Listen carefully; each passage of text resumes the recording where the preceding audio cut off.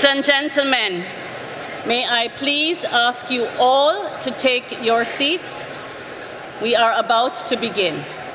May I please ask you all to take your seats? We are about to begin. Thank you.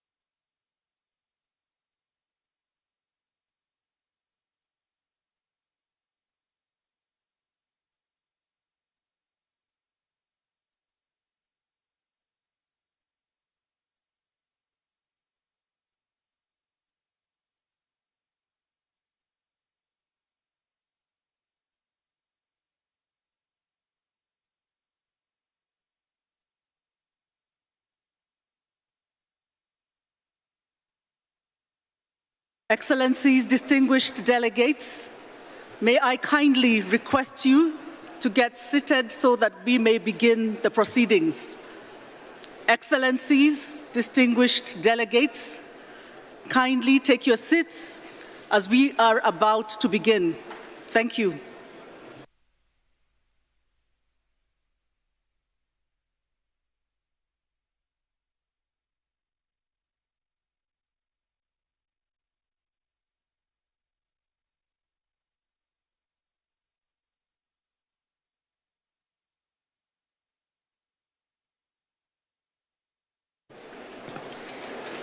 Assalamu alaikum.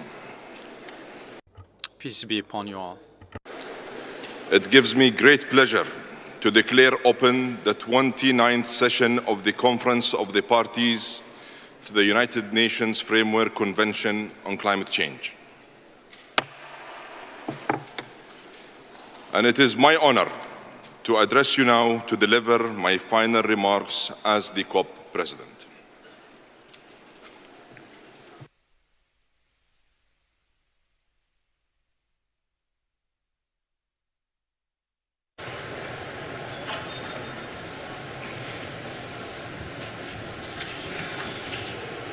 Your Excellencies, colleagues, friends, and members of every delegation,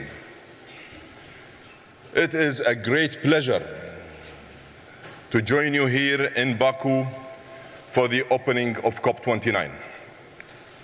And let me begin by thanking our hosts for their warm welcome and generous hospitality.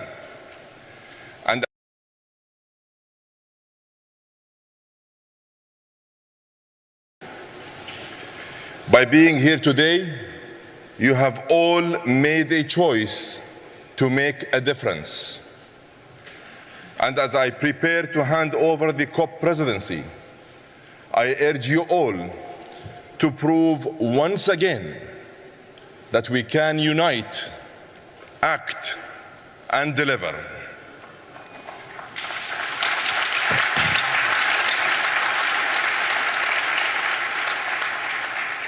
Excellencies, friends, we meet at a time of complexity and conflict.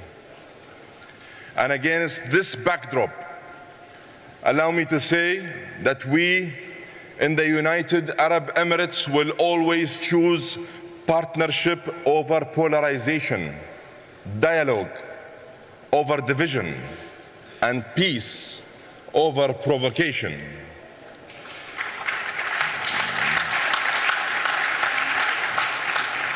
Colleagues, it has been my honor to serve as President of COP28.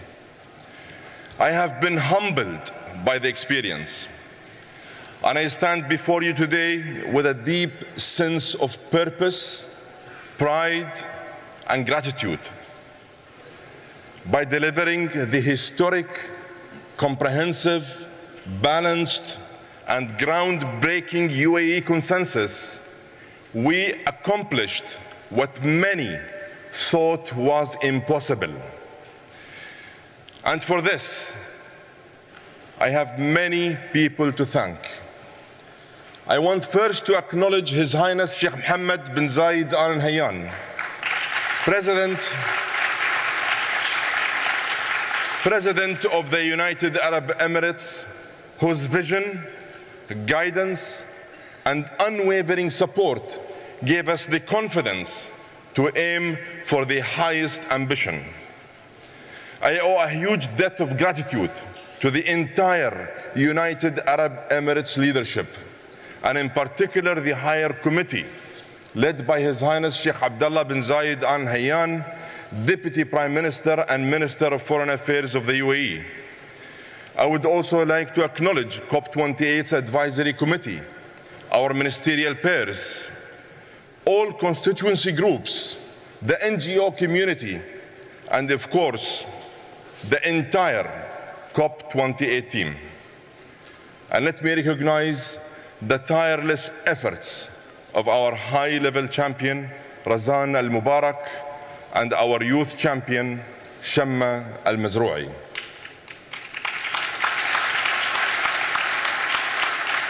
I would also like to thank my dear colleague, Simon Steele, and the UNFCCC Secretariat, who served as my faithful guides throughout this whole process. And of course, to all of you, the negotiators here today, I thank you for showing the world what real, tangible progress looks like. You united all parties to move forward together. You proved that multilateralism can move the dial. In the end, determination conquered doubt. And your hard work paid off with the first after first for climate progress. And progress didn't end when the gavel came down on the UAE consensus. In the months since the COP28, the initiatives we launched have gathered real momentum and real pace. The world is set to break another record in renewable energy growth this year, adding over 500 gigawatts to global capacity. 55 companies have now joined the Oil and Gas Decarbonization Charter, committing to zero methane emissions by 2030 and net zero by or before 2050. This initiative is pragmatic, practical, and focused on real results. With participants from China, India, Russia, the US, the EU, and the Arabian Gulf, the OGDC now covers more than 44% of global production. It is the most meaningful and comprehensive private sector partnership on decarbonization to date. And we look forward to more companies joining this very important initiative. And in the spirit of proactive collaboration, earlier this month in Abu Dhabi, we convened experts in climate, energy, artificial intelligence, finance, and investment in an integrated effort to drive low carbon growth. When sectors work together, we can lift economies and lower emissions. We can make climate and socio economic progress together at the same time. And we can turn declarations on paper into decisive action on the ground.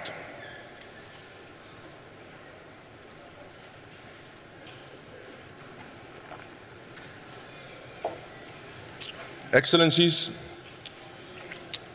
colleagues, the critical success factor for all climate progress is finance. We continue to call on all sources, public and private, to make finance more available, more accessible, and more affordable. Altera, the world's largest global catalytic climate fund that was launched at COP28, has now placed $6.5 billion of its $30 billion fund with partners focused on mature, emerging, and developing markets. These investments are attracting additional capital in a unique blended model that should be built on. We have also made progress on the Loss and Damage Fund. $853 million have been pledged to date, and we named the Philippines as the host country for the board. And let me call on every party who can to contribute. And at this COP, the Finance COP, I urge all parties to deliver a new collective quantified goal that is robust and capable of fully implementing the UAE consensus. Excellencies, at COP28, we broke new ground and set many precedents. One of the most important precedents was the COP presidency's Troika, a new mechanism for momentum that creates a bridge between COPs 28, 29, and 30. The Troika is mobilizing every multilateral platform, from the UN to the G20, to solidify the legacy of the UAE consensus. It is the roadmap for keeping 1.5 within reach and aligned with the science. And it is up to all parties to drive and deliver it. Colleagues, partners, and my dear friends, the consensus we achieved in Dubai was truly historic. Yet history will judge us by our actions, not by our words. And my dear friend, Mukhtar, as I pass the gavel to you, I want you to know that you have my friendship, my partnership, and my full support. And if I may, let me leave you with some final words of brotherly advice. Let positivity prevail, and let it power the process. Let actions speak louder than words. Let results outlast the rhetoric. And remember, we are what we do, not what we say. On behalf of myself and the COP28 team, it has been my honor to serve.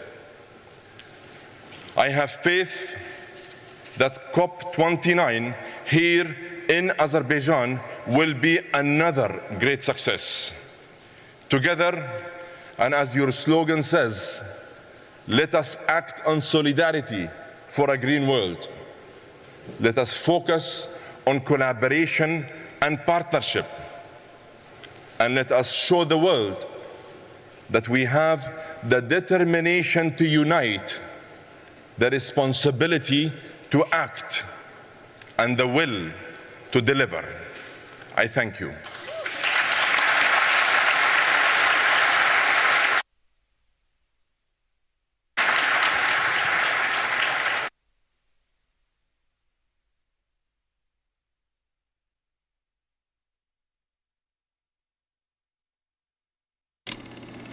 For centuries, we've gathered to discuss and solve our most pressing challenges. united for the betterment of our people. عندما التزمنا باستضافة كوب 28 التزمنا أيضاً بجمع العالم لكي نتحد. The world is watching. We don't have time to waste. We must address this challenge head on. At COP28, the UAE welcomed world leaders, business leaders, and thought leaders from nearly 200 nations to come together as one and change the course of history. We must recognize the common language we must speak of, and it's one of unity, of inclusion, love, and empowerment. For months, we worked non-stop and moved from talk to action, ushering in a new era of climate action. We have delivered history today. The first time a decision has been adopted on day one. The UAE consensus began as an impossible dream, but look where our dreams have taken us. It is an enhanced, balanced, but make no mistake, historic package to accelerate climate action. It is the UAE consensus. Through the Presidential Action Agenda, we found global solutions to global problems.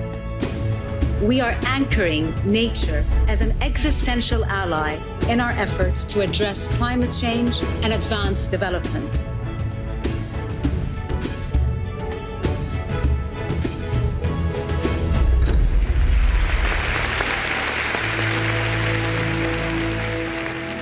As the world gathers today in Azerbaijan, we stand together with hope renewed. And as we hand over to COP29, we must remember what it symbolizes. The simple truth that drives us forwards. We are what we do, not what we say. We are what we do, not what we say.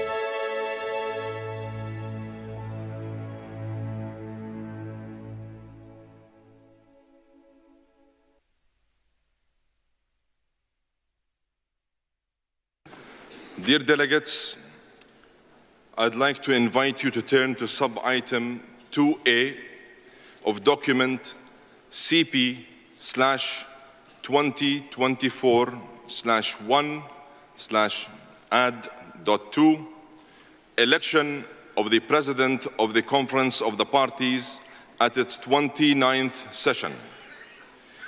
In accordance with Rule 22, Paragraph 1 of the draft Rules of Procedure being applied, the office of the President of the Conference of the Parties is subject to rotation among the 5 regional groups. We continue the cycle with a President from the Eastern European states, and I am honored to propose that the Conference elects by acclamation His Excellency Mukhtar Babayev, who will serve as President of the Conference at its 29th session.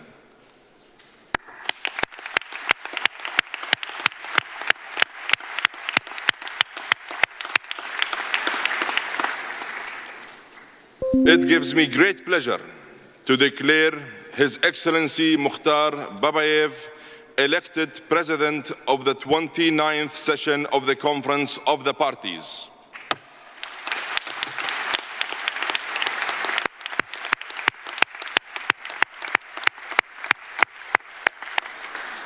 I congratulate His Excellency Babayev on his election. Allow me again to wish you every success in guiding the work of this conference. I would like to now invite His Excellency Babayev to take his seat at the podium.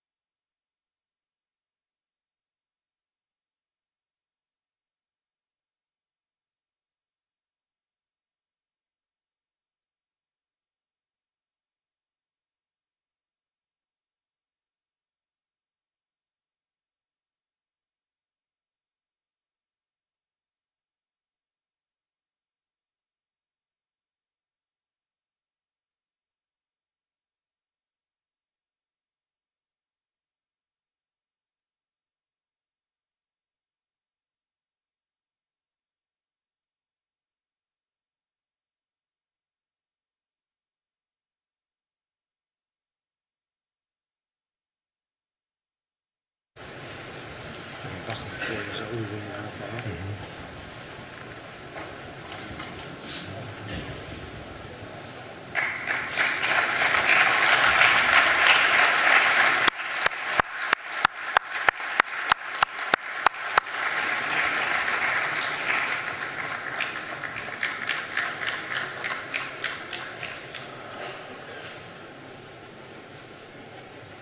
Excellencies, distinguished delegates, dear friends, welcome to Azerbaijan. Welcome to COP29.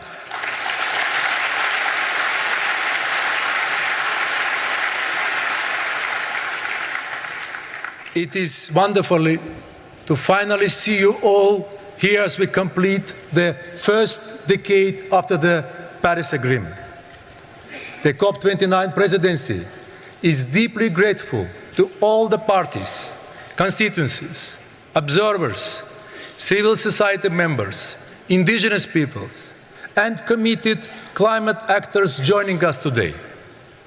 We will host this conference in an inclusive, transparent, and party-driven manner. And we are delighted to offer Azerbaijani hospitality, show you our national heritage and natural wonders.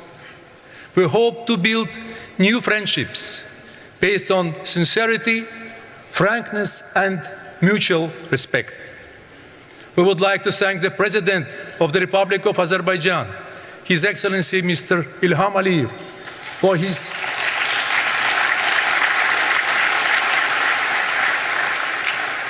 for his active leadership and support for the COP29 team and the people of Azerbaijan who have worked day and night to welcome you to Baku.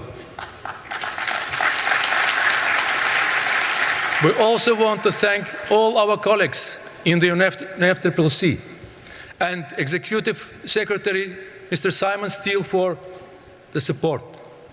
And thank you to my dear friend, COP28 President, Dr. Sultan Al-Jaber, for you and your team's collaboration. It is an honor to take the gavel from you as we build on the UAE consensus together. Ladies and gentlemen, we must be totally honest. The UN Environmental Programme shows that current policies are leading us to 3 degrees of warming. These temperatures would be catastrophic for billions. They would threaten the existence of communities representatives in this room. Colleagues, we are on the road to ruin. But these are not the future problems. Climate change is already here. From flooded homes in Spain to forest fires in Australia, from rising oceans in the Pacific to barren plains in East Africa. Whether you see them or not, people are suffering in the shadows. They are dying in the dark, and they need more than compassion, more than prayers and paperwork, and they're crying out for leadership and action. COP29 is an unmissable moment to chart a new path forward for everyone.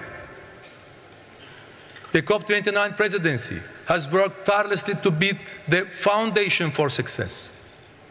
We have traveled the world to see the challenges you face, and we are resolved to produce an ambitious and balanced package that delivers on all mandates and takes the first global stocktake forward.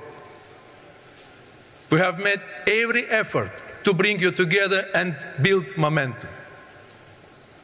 We have hosted political and technical sessions here in Azerbaijan, and we are already collaborating with you on the COP29 action agenda and presidency initiatives. But we need much more from all of you. When I want to be crystal clear about our expectations. Our plan is based on 2 pillars: to enhance ambition and enable action. This means setting out clear climate plans and delivering the finance we need. These 2 pillars are mutually reinforcing, each sending a strong signal to the other. Because as we mobilize climate finance, we allow for higher ambitions. And as we signal together higher ambition, we build trust to unlock greater financial commitments. Dear colleagues, to enable action, the COP29 presidency's top priority is to agree a fair and ambitious new collective quantified goal on climate finance. This must be effective and adequate to the scale and urgency of the problem. It must address the needs and priorities of developing countries, including SEEDs and LDCs. And it must include detailed qualitative elements. We have seen some progress on access, futures, transparency, and the 10-year time frame. We know the needs we know that the needs are in trillions, but there are different views on how to achieve that. We have also heard that a realistic goal for what the public sector can directly provide and mobilize seems to be the hundreds of billions. The COP29 presidency has made every effort to bring the parties close together. But we still have much to do and just 12 days to land a deal. We now urgently need to finalize the elements, resolve our differences on contributors and quantum, and set the new goal. These negotiations are complex and difficult. We understand the political and financial constraints. But let me make 2 points. First, these numbers may sound big, but they are nothing compared to cost of inaction. This investment pay off. And second, we are all in this together. Nothing has a greater impact on the security, prosperity, and well-being of all nations than climate change. Let us remember how a goal helps us. It will send a strong signal to financial markets, provide greater certainty for long-term planning, build trust and momentum for collective action, and hold us all to account. This goal is not a burden, it is an opportunity. Ladies and gentlemen, we must invest today to save tomorrow. Dear colleagues, we are also determined to get Article 6 in high-integrity carbon markets over the line. Article 6 is long overdue and will help ensure that protecting the planet pays. By matching buyers and sellers efficiently, such markets could reduce the cost of implementing NDCs by $250 billion a year. In a world where every dollar counts, that is essential. We now need parties to show commitment and flexibility to resolve all outstanding issues. Dear colleagues, throughout COP29, there will be many moments to enable action. At the last board meeting in Baku, we took historic steps to get the Loss and Damage Fund up and running. It is now time to turn existing pledges into contributions and add significantly greater amounts to all funds. This is essential to supporting the communities most affected, including the SEEDs and LDCs. And enabling action is about more than just finance. We must also accelerate work to develop and transfer technology. These are life-saving tools that must be available to all. So we need to deliver on the technology implementation program here in Baku. Within the COP29 action agenda, we have opportunities for governments, the private sector, multilateral development banks, and everyone to play your part. Ladies and gentlemen, enabling action will create the means to reach our goals, a 1.5 aligned and resilient world. But we still need to define the ways to get there. First, we need to enhance ambition in the next round of NDCs. These plans are the last chance to put the world on track, and they should be informed by the first global stocktake. We are grateful to everyone who has already committed to producing 1.5 aligned indices. We need to get this right, and we need to get it done on time, including transitioning away from fossil fuels in a just and orderly manner, taking into account different national circumstances, pathways, and approaches. Dear colleagues, as the world's highest climate forum, COP29 cannot and will not be silent on mitigation. Alongside with the International Energy Agency, we have today published calls to action in a just and orderly transition. We are calling on all parties to increase global energy storage by 6 times by 2030. We are addressing forgotten issues such as food waste, which accounts for almost 10% of global emissions. We are co-hosting a methane summit with the US and China, and we have put mitigation on the agenda at all meetings ahead of COP to find a way forward.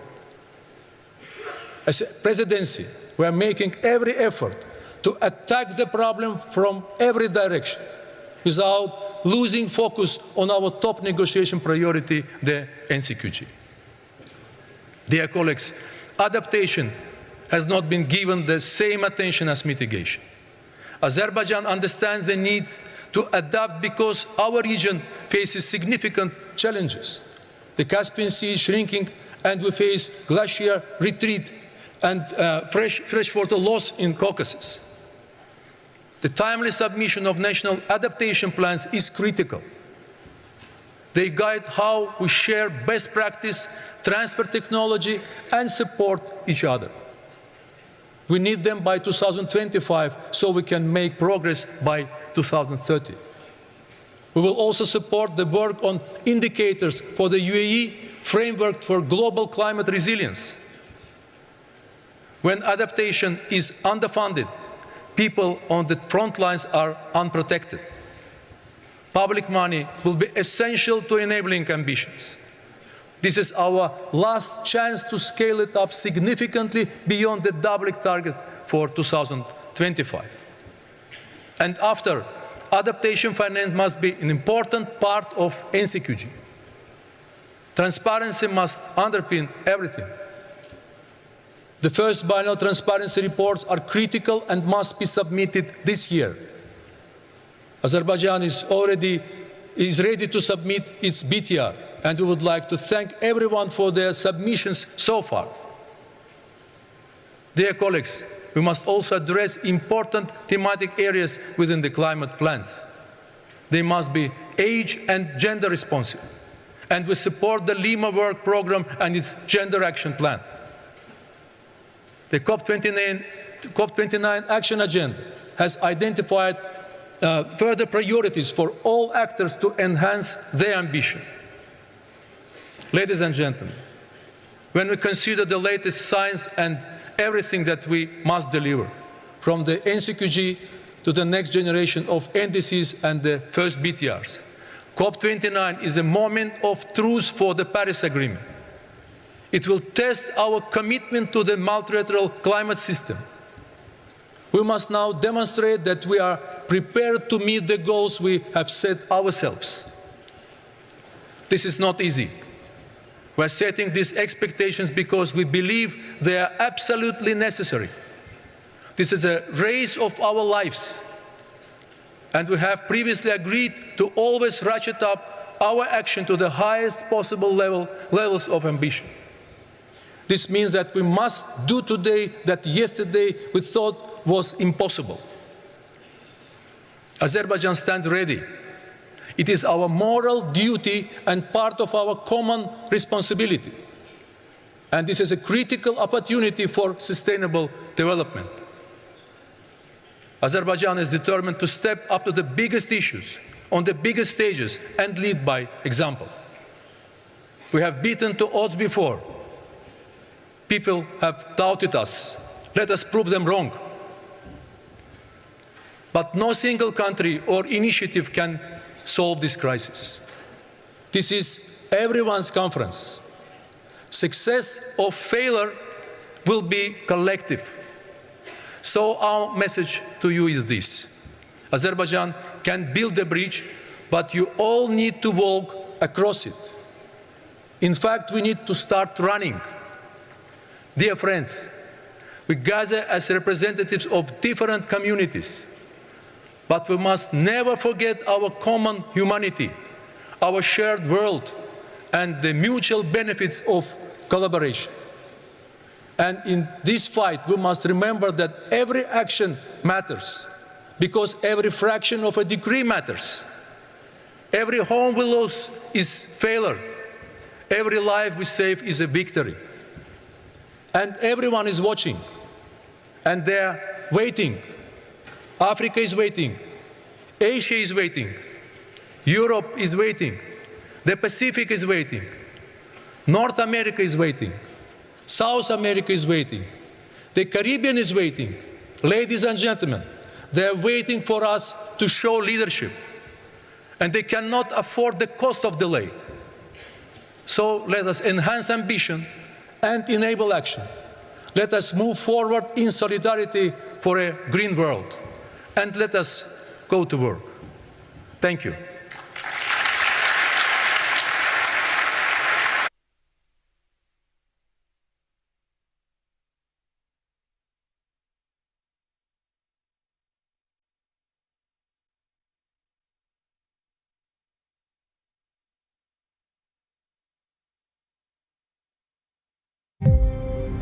This November, over 100 world leaders will assemble in Baku to tackle the most pressing issue of our time, climate change.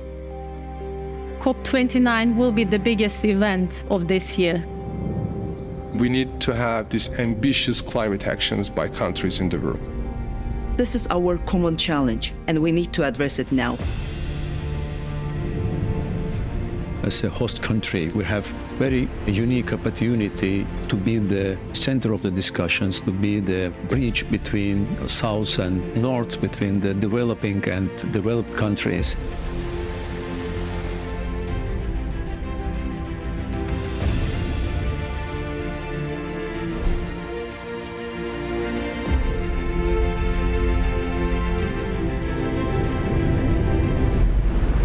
Azerbaijan is investing in the energy transition because we are affected by climate change, because we want to diversify away from hydrocarbons.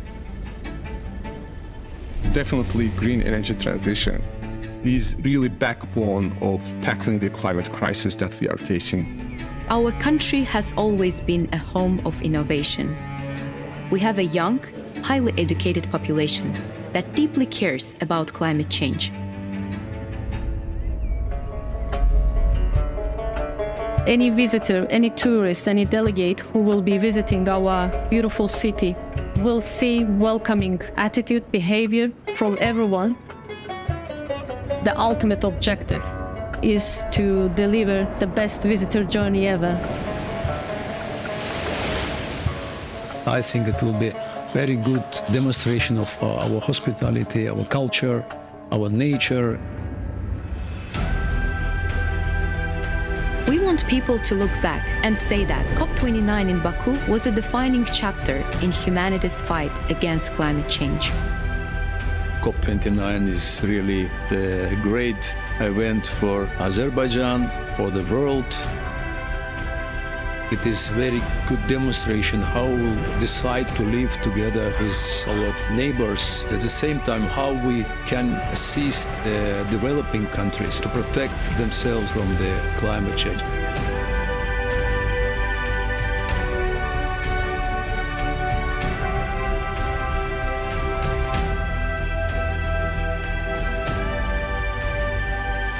This November, Azerbaijan will bring the world together at COP29 for a better future for all humanity.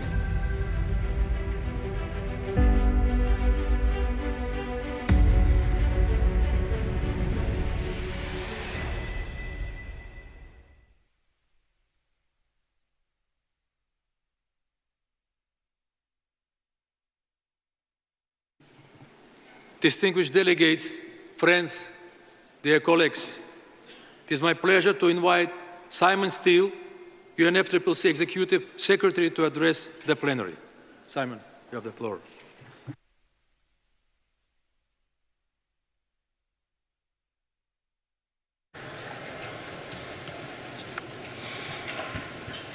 Excellencies, delegates, colleagues, friends, it is an honor to welcome you to COP29.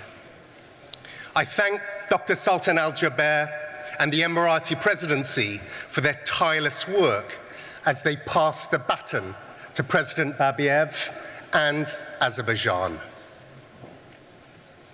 In tough times, up against difficult tasks, I don't go in for hopes and dreams.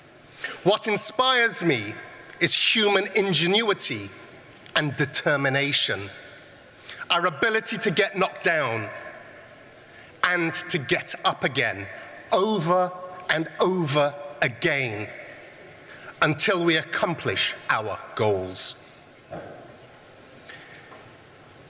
The lady I'm standing with in this picture is my neighbor Florence in Karaku. In July this year, this was us standing in all that remained of her home after the devastation of Hurricane Beryl.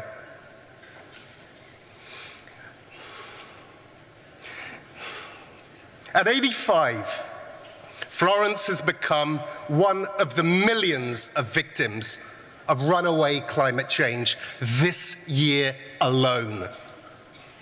She was focused on one thing: being strong for her family and strong for her community. And there are people like Florence in every country on earth, knocked down and getting back up again. This UNFCCC process is the only place we have to address the rampant climate crisis and to credibly hold each other to account, to act on it. And we know this process is working, because without it, humanity would be headed towards 5 degrees of global warming. In these halls, we negotiate on specific pieces of the puzzle each year.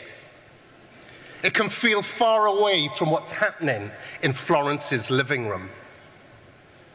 We cannot afford to continue upending lives and livelihoods in every nation. So let's make this real. Do you want your grocery and energy bills to go up even more? Do you want your country to become economically uncompetitive? Do you really want even further global instability, costing precious life? This crisis is affecting every single individual in the world, one way or another. And I am as frustrated as anyone that one single COP can't deliver the full transformation that every nation needs. But if any of your answers to those questions was no, then it is here that parties need to agree a way out of this mess. That's why we're here in Baku. We must agree a new global climate finance goal. If at least 2/3 of the world's nations cannot afford to cut emissions quickly, then every nation pays a brutal price. If nations can't build resilience into supply chains, the entire global economy will be brought to its knees. No country is immune.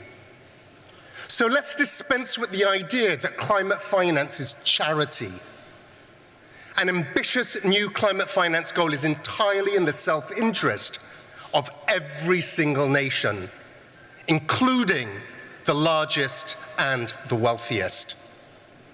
But it's not enough to just agree on a goal. We must work harder to reform the global financial system, giving countries the fiscal space they so desperately need.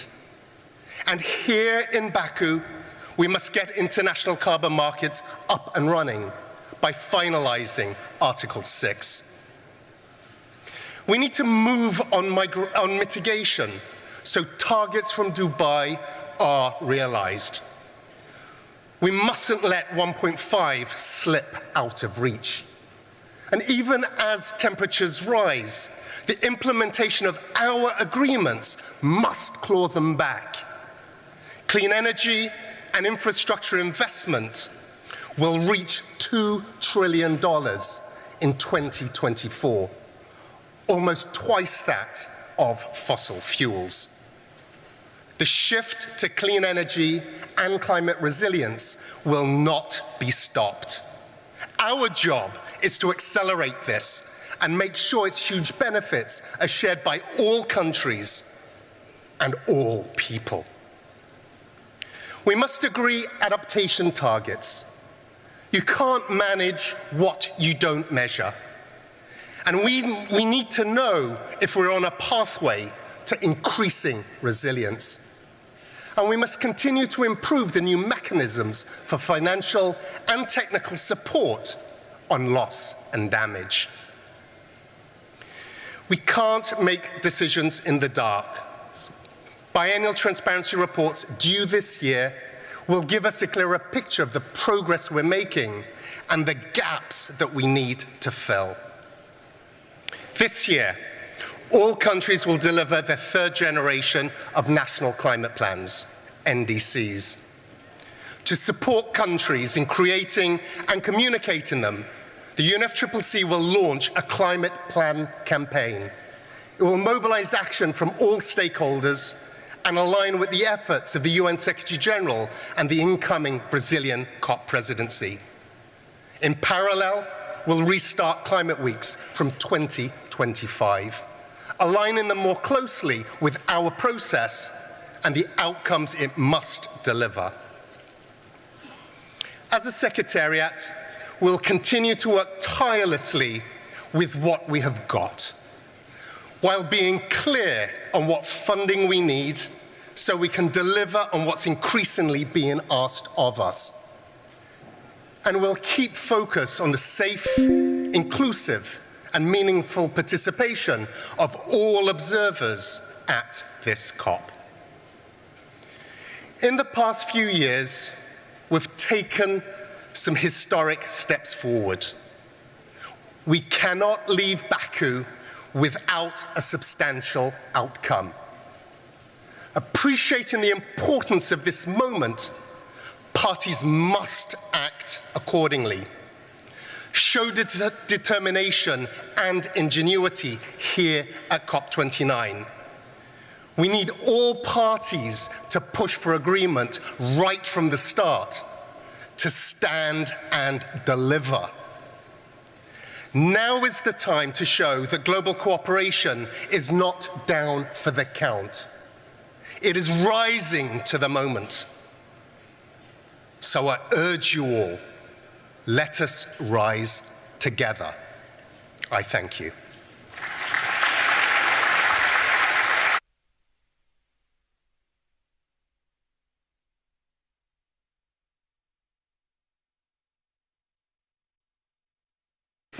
Thank you, Simon.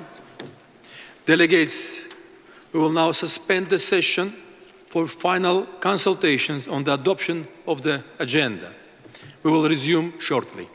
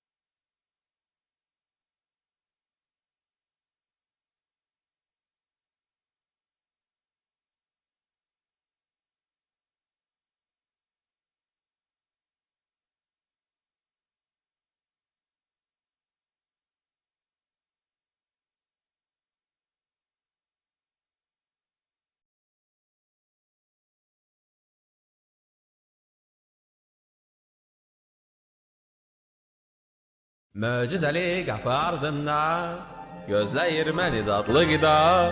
Felix. Kişi olmaq çok güzeldi. İş teknolojide, teknoloji Turkcell'de. İş Turkcell'in sunduğu teknoloji masası başlıyor. Merhaba. Turkcell'in katkılarıyla hazırlanan AA Teknoloji Masası'nda teknoloji dünyasındaki gelişmeleri alanındaki öne çıkan isimlerle konuşmaya devam ediyoruz. Bu bölümde konuğumuz Türk savunma sanayisinde yazılım tabanlı çözümleriyle öne çıkan ve bunları sivil alana taşıyan Havelsan'ın genel müdürü Sayın Mehmet Akif Nacar. Mehmet Akif Bey hoş geldiniz. Hoş bulduk. Efendim teknoloji dünyasında öne çıkan konuları, bunların Havelsan'la kesişen yönlerini sizinle konuşacağız. Merak ettiğimiz konular var. Ve bunlardan belki de en önemlisi teknoloji dünyasını meşgul eden yapay zeka konusu. Teknolojinin önemli aktörleri, belki teknolojiyle doğrudan işi olmayan ama teknolojiyi kullanan firmalar. Bunların hepsi bugün yapay zekayı konuşuyorlar. Gündemlerinde işlerine entegre etmeye çalışıyorlar. Ve biliyoruz ki Havelsan da yapay zekayı bir süredir gündemine aldı ve bu konuda çalışmalar yürütüyor. Ve bunlardan bir tanesi somutlaştı ve yakın zamanda aslında kamuoyunun önüne de çıkardınız. Main, bir yapay zeka platformu.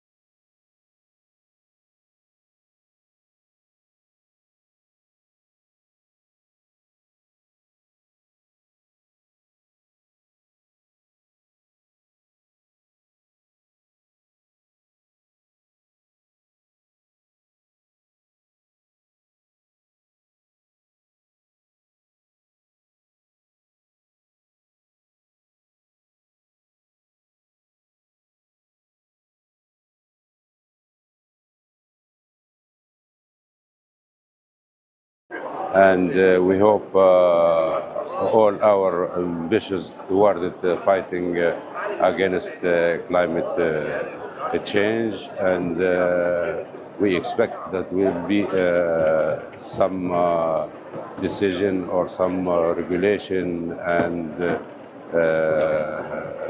many measures could be taken to combat climate change.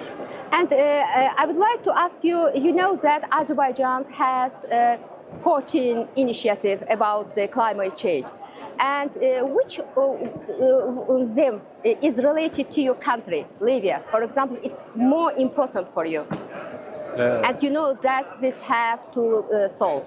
Yeah, actually, you know, the main, you know, factor affecting the climate change is the emissions from different sectors, and this will affect, you know, the temperature of the planet. So the first step that most countries should make a strategy to reduce their emission from different sectors. I think this is the first step what we should concentrate on it. Cənab Ömərin sözlərinə görə, demək, Azərbaycanın qaldırdığı bu 14 təşəbbüsün hamısı vacibdir və öz ölkəsi ilə bağlı olan emissiyaların azaldılmasıdır və bu istiqamətdə dövlətlər bir olmalıdırlar və birgə həllə çalışmalıdırlar. Thank you so much and good luck to you. Thank you. Bəli, Azərbaycan bayaq qeyd etdiyimiz kimi çox hazırlıqlı bir tərzdə bu prosesə yanaşıb, 14 təşəbbüs, onlar hamısı demək olar ki, ən aktual mövzuları əhatə edir və hədəflərə köklənmiş təkliflərdir. Bax, budur əsl təşəbbüskarlıq. Bizim studiyada artıq yeni qonağımız var, siyasi şərhçi Anar Əliyev. Ancaq biz indi danışmağa tələsməyəcəyik. Mən Samir müəllim sizə yenidən qayıdıram. Çünki birazdan xəbər blokunu biz baxdıqdan sonra yenidən hədəfin studiyasına görüşəcəyik. Mən istərdim elə birinci bizim bloka siz bir yekun vurasınız. Məlum məsələdir ki, bugün dünyada baş verən qlobal istiləşmənin arxasında təbii ki, sürətli inkişaf edən iqtisadiyyatlar dayanır. Təbii bu sürətli inkişaf edən iqtisadiyyatların da təməl prinsipi ekoloji çirklənmənin daha da artmasına gətirib çıxardır.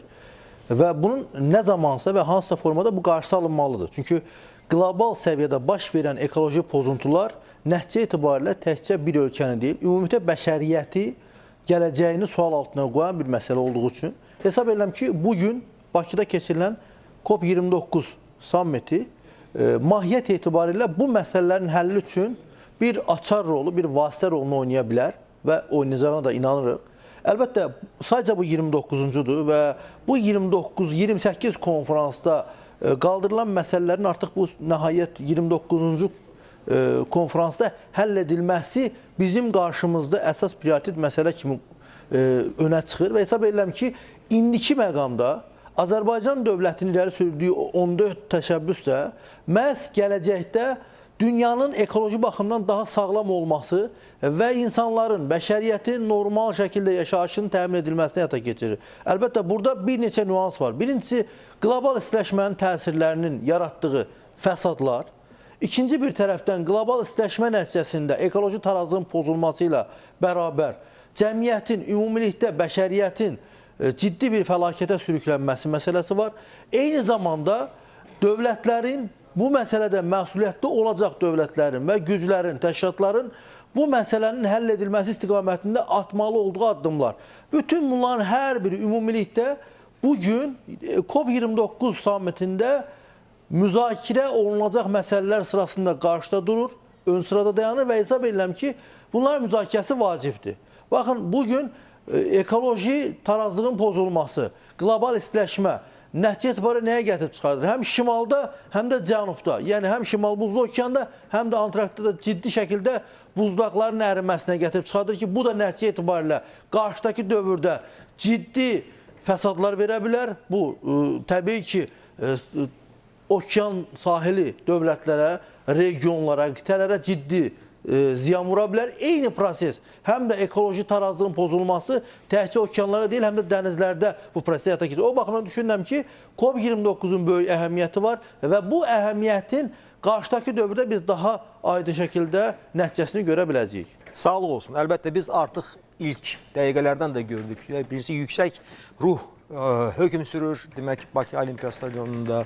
Digər tərəfdən estafetin Azərbaycana verilməsi artıq özü-özündə vacib bir hadisədir. Çünki Azərbaycan dünyada təşəbbüskar ölkə kimi tanınır. Digər tərəfdən də biz bu qəbildən olan tədbirləri çox yüksək səviyyədə keçiririk və bildiririk ki, burada əsas qayə və istək ondan ibarətdir ki, bütün iştirakçı ölkələr hamısı işgüzarlıqla yanaşsınlar. Və mənə elə gəlir ki, Bakı konfransı məhz bax keçid konfransı olmalıdır ki, biz sözdən artıq əməli işlərə keçid alaq və təbii ki, bu ən böyük gözləntimizdir. Çox sağ olun, hörmətli qonaqlar. Biz sizlə sağollaşmırıq. Biz birazdan xəbər blokuna baxdıqdan sonra yenidən studiyamızda müzakirəmizi davam edəcəyik. Hörmətli tamaşaçılar, sağ olun diqqətinizə görə, amma bizdən uzaq durmayın. Birazdan biz yenidən görüşəcəyik.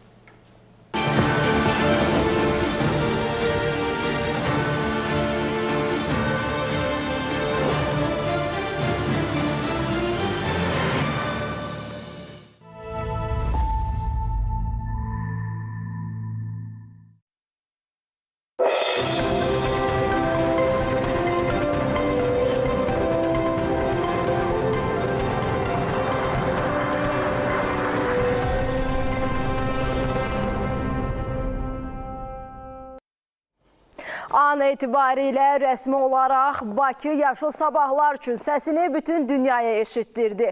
Və beləliklə COP29 rəsmi açılışdan sonra öz işinə başladı. Azərbaycan dünya ölkələrini yaşıl gələcək üçün səfərbər edəcək. AZTV xəbərin xüsusi buraxılışını izləyirsiniz. Hər vaxtınız xeyir.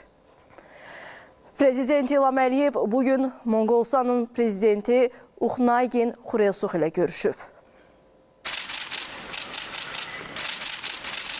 Dövlətimizin başçısı Monqolistan prezidentini Bakıda görməkdən məmnunluğunu ifadə edərək dəvəti qəbul edib COP29-da iştirak etdiyinə görə ona minnətdarlığını bildirdi. Prezident İlham Əliyev bu görüşün Uxnaygin Xurelsuxla ilk görüş olduğunu deyərək bunun ikitərəfli münasibətlərin perspektivləri ilə bağlı fikir mübadiləsi aparmaq üçün yaxşı imkan yaratdığını vurğuladı. Dövlətimizin başçısı bundan əvvəl beynəlxalq tədbirlər çərçivəsində Uxnaygin Xurelsuxla təmaslarını məmnunluqla xatırlayaraq Monqolistan prezidenti vəzifəsində Azərbaycana ilk səfəri tarixi hadisə kimi dəyərləndirdi. Prezident İlham Əliyev ölkələrimiz arasında müxtəlif səviyyələrdə təmasların bundan sonra da davam etdiriləcəyinə ümidvar olduğunu bildirdi. Siyasi əlaqələrimizin çox yaxşı səviyyədə olduğunu deyən dövlətimizin başçısı iqtisadi sahədə də əməkdaşlıq istiqamətlərinin müəyyənləşdirilməsinin vacibliyini vurğuladı. Xoş sözlərə və COP29-da iştiraka dəvətə görə minnətdarlığını bildirən Monqolistan prezidenti dövlətimizin başçısının dəvətini qəbul edərək Azərbaycana səfərindən böyük məmnunluğunu ifadə etdi. Monqolistan prezidenti dedi ki, bu görüşü ikitərəfli əlaqələr üçün tarixi görüş hesab edir. Qonaq ölkəmizin COP29-a ev sahibliyi və sədrlik etməsi münasibətilə təbriklərini çatdırdı. Uxnaygin Xurelsuux da öz növbəsində Prezident İlham Əliyevlə bundan əvvəl beynəlxalq səviyyəli tədbirlərdə təmaslarını məmnunluqla xatırladı. Ölkələrimiz arasında 32 ildir diplomatik əlaqələrin qurulduğunu deyən qonaq Azərbaycan prezidentini Monqolistana səfərə dəvət etdi. Monqolistan prezidenti dövlətimizin başçısının rəhbərliyi ilə ölkəmizdə gedən böyük inkişaf proseslərinin ona dərin təəssürat bağışladığını dedi. Uxnaygin Xurelsuux ölkələrimiz arasında tarixi yaxınlığın olduğunu da vurğuladı. O, ölkələrimiz arasında ikitərəfli hüquq müqavilə bazasının inkişaf etdirilməsinin önəminə toxundu. Prezident İlham Əliyev Monqolistana səfərə dəvətə və COP29-un ölkəmizdə keçirilməsi ilə bağlı təbriklərə görə minnətdarlığını bildirdi. Azərbaycan prezidenti öz növbəsində Monqolistan prezidentinin rəhbərliyi ilə bu ölkənin inkişaf etdiyini vurğuladı. Söhbət zamanı ölkələrimizin beynəlxalq təşkilatlar çərçivəsində əməkdaşlığından məmnunluq ifadə olundu. Xarici İşlər Nazirləri və digər aidiyyatı qurumlar səviyyəsində səfərlərin təşkili ilə bağlı təlimatlar verildi. Monqolistanda investisiya imkanları barədə fikir mübadiləsi aparıldı. Görüşdə hökumətlərarası komissiyanın yaradılması, turizm, təhsil, kənd təsərrüfatı, o cümlədən heyvandarlıq sahələrində əməkdaşlığın perspektivləri müzakirə olundu. Prezident İlham Əliyev bugün Bosniya və Hersegovinanın rəyasət heyətinin sədri Denis Beçiroviç və üzvü Jelka Sivjanoviç ilə görüşüb.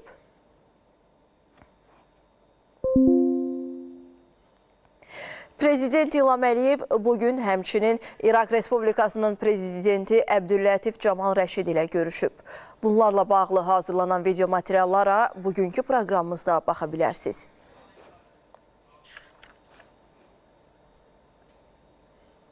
COP29 çərçivəsində ən yüksək səviyyəli tədbir, dünya liderlərinin iqlim fəaliyyəti samiti keçiriləcək. Xəbər verdiyimiz kimi, liderlərin bir araya gələcəyi nizami zalında hazırlıq işləri gedir. Bu məqamı xüsusilə vurğulayaq. İndi orada olan əməkdaşımız Vüsal Mətləb son hazırlıq işləri barədə məlumatları verəcək. Vüsal, buyurun, hazırlıq necə gedir, eşidirik sizi. Xoş gördük Vəfa. Bəli, biz hazırda BMT-nin tərəflər konfransı COP29-un əsas tədbirinin, yəni liderlər samitinin keçiriləcəyi zaldayıq. Sabah keçiriləcək bu samit şübhəsiz COP29-un əsas tədbiri kimi xarakterizə olunur. Məsələ burasındadır ki, dünyanın 80-ə qədər ölkəsindən dövlət və hökumət başçılarının iştirak edəcəyi bu tədbirdə mühüm planetin gələcəyi ilə bağlı tali yüklü qərarların qəbul ediləcəyi gözlənilir.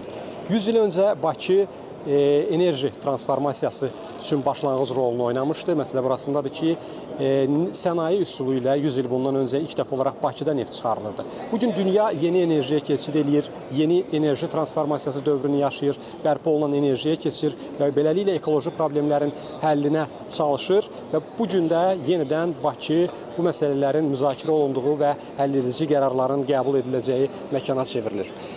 Biz hazırda dediyim kimi, əsas samitin keçiriləcəyi zaldayıq və mən burada bəzi detalları bölüşmək istəyərdim sizdə. Əsas təşkilatçı kimi Birləşmiş Millətlər Təşkilatının bayrağı və ev sahibi ölkə təşkilatçılardan biri Azərbaycan bayrağı, üç rəngli bayrağımız. Eyni zamanda rəyasət heyətinin əyləşəcəyi tribuna və zal, hansı ki, nümayəndə heyətləri, dövlət və hökumət başçıları məhz burada əyləşəcəklər. Eyni zamanda operatorumuz Məmməd Vəliyevdən xahiş edirəm daha bir detalı təqdim etsin. Sularımız arasında, tədbir suları arasında yeni Azərbaycan brendi Kəlbəcər dağlarından isti su. Dünyanın 80-dən artıq ölkəsindən dövlət və hökumət başçılarının, eyni zamanda 70 minə qədər qonağın iştirak edəcəyi tədbirdə əsas tədbir detalları bunlardan ibarətdir. Müzakirələr isə şübhəsiz planetin gələcəyinə dediyimiz kimi yön verəcək. Azərbaycan üçün bu tədbirdə 3 mühüm prioritet var. Birincisi, təbii ki, praktik həll yollarını axtarmaq və empirik nəticələrə gəlib çıxmaq. İkincisi, uğurlu təşkilatçılıq və şübhəsiz Azərbaycan həqiqətlərini, Azərbaycanın bu sahədə gördüyü işləri dünyaya çatdırmaq. Hələlik bizim Bakı Olimpiya stadionundan bu dəqiqəyə çatdıra biləcəklərimiz bu qədər. Növbəti buraxılışlarımızda görüşənədək. Əməkdaşımız Vüsal Mətləb bizə liderlərin samitinin keçiriləcəyi zalda son işlər, detallar barədə son məlumatları, informasiyaları ötürdü. Bəli, Bakının ev sahibliyi etdiyi BMT-nin İqlim Dəyişmələri üzrə Çərçivə Konvensiyasının tərəflər konfransının 29-cu sessiyasının açılış mərasimi olub. Tədbirdə COP28-in prezidenti Sultan Əhməd Əl-Cabir bu statusda son çıxışını edib. Dubayda əldə etdiyimiz konsensusu tarixi adlandırmaq olar. Lakin biz daha çox iş görməliyik deyən COP28-in prezidenti bildirib ki, hazırda qlobal səviyyədə bərpa olunan enerji potensialının artırılması üzrə təşəbbüsə 55 dövlət rəsmi olaraq qoşulub. Lakin bu say artırılmalıdır. Əl-Cabir Ekologiya və Təbii Sərvətlər Naziri Muxtar Babayevin COP29-un prezidenti seçildiyini də bəyan edib.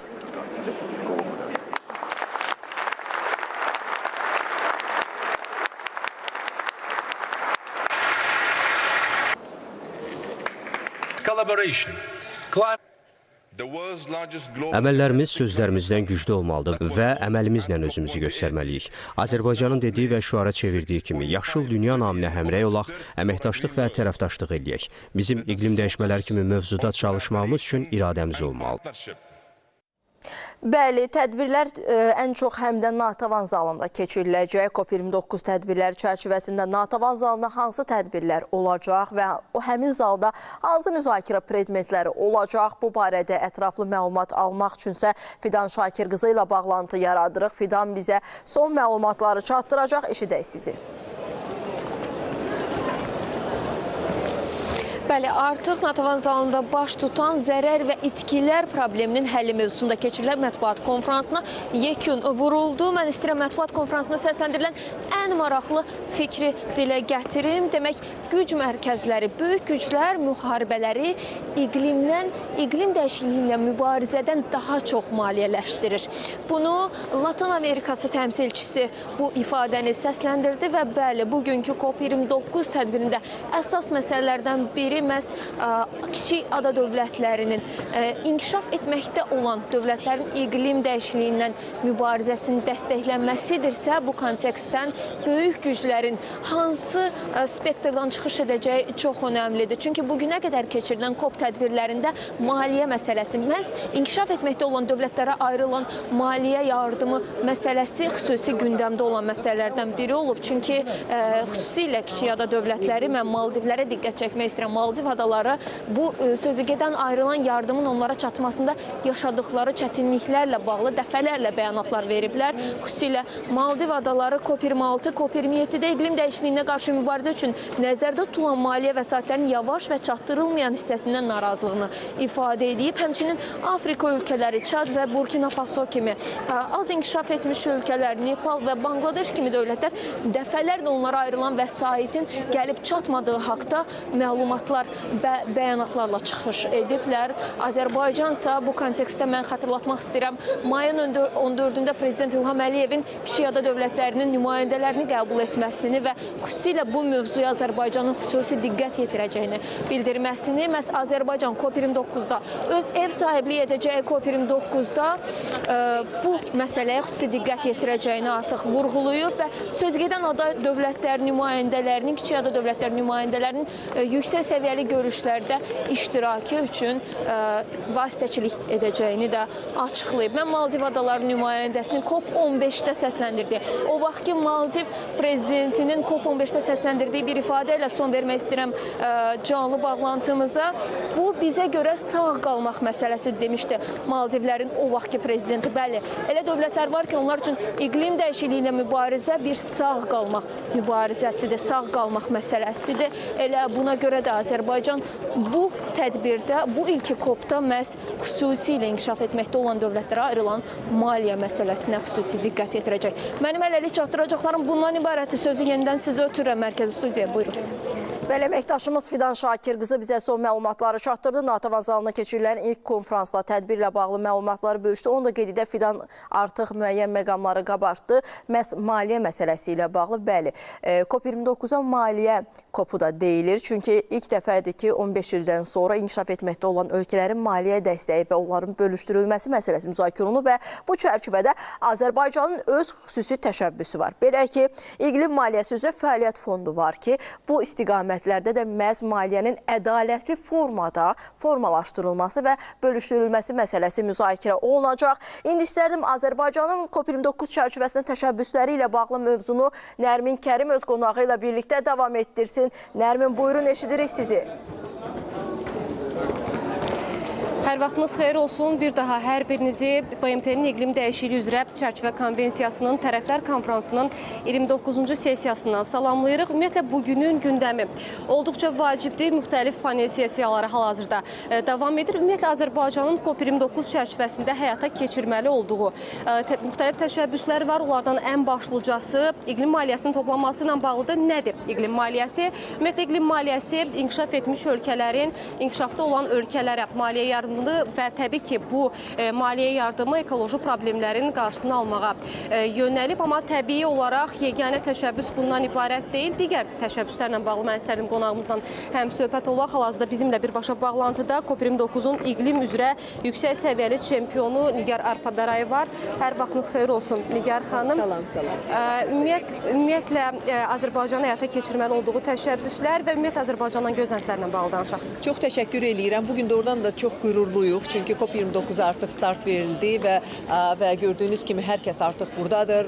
Dövlətlərin rəsmi qonaqları, media, vətəndaş cəmiyyətinin üzvləri, özəl sektor, yəni hər kəsin bir araya toplaşdığı ən böyük platforma əslində COP-dur, COP platformasıdır. Çünki söhbət burada iqlim dəyişiklikləri ilə mübarizədən, onun fəsadlarından gedir. Və COP-un əsas mövzusu iqlimin maliyyələşməsidir bildiyiniz kimi. Yəni burada söhbət ondan gedir ki, yaşıl iqtisadiyyata keçid çox bahalı bir prosesdir. Trilyonlarla dollar bahasına gələcək bir şeydir. Və bunun üçün yəni burada bütün dövlətlərin bir araya gələrək artıq yeni bir maliyyə hədəfini müəyyən etmək, yəni budur gözlənti əsas. Yəni COP29 çərçivəsində bir çox qərarlar qəbul olunacaq, önəmli qərarlar olacaq. Bunlardan bəziləri xüsusi yer tutur və iqlim maliyyəsi ilə bağlı olan o hədəfin müəyyən olunması əsas mövzulardan biridir, gözlənti də budur. COP29 komandası olaraq biz sədrlik olaraq 14 təşəbbüs irəli sürmüşük və bu təşəbbüslər əslində elə bir formada vurulub ki, onlar bir çox bu sahədə olan bütün sahələri əhatə edir əslində.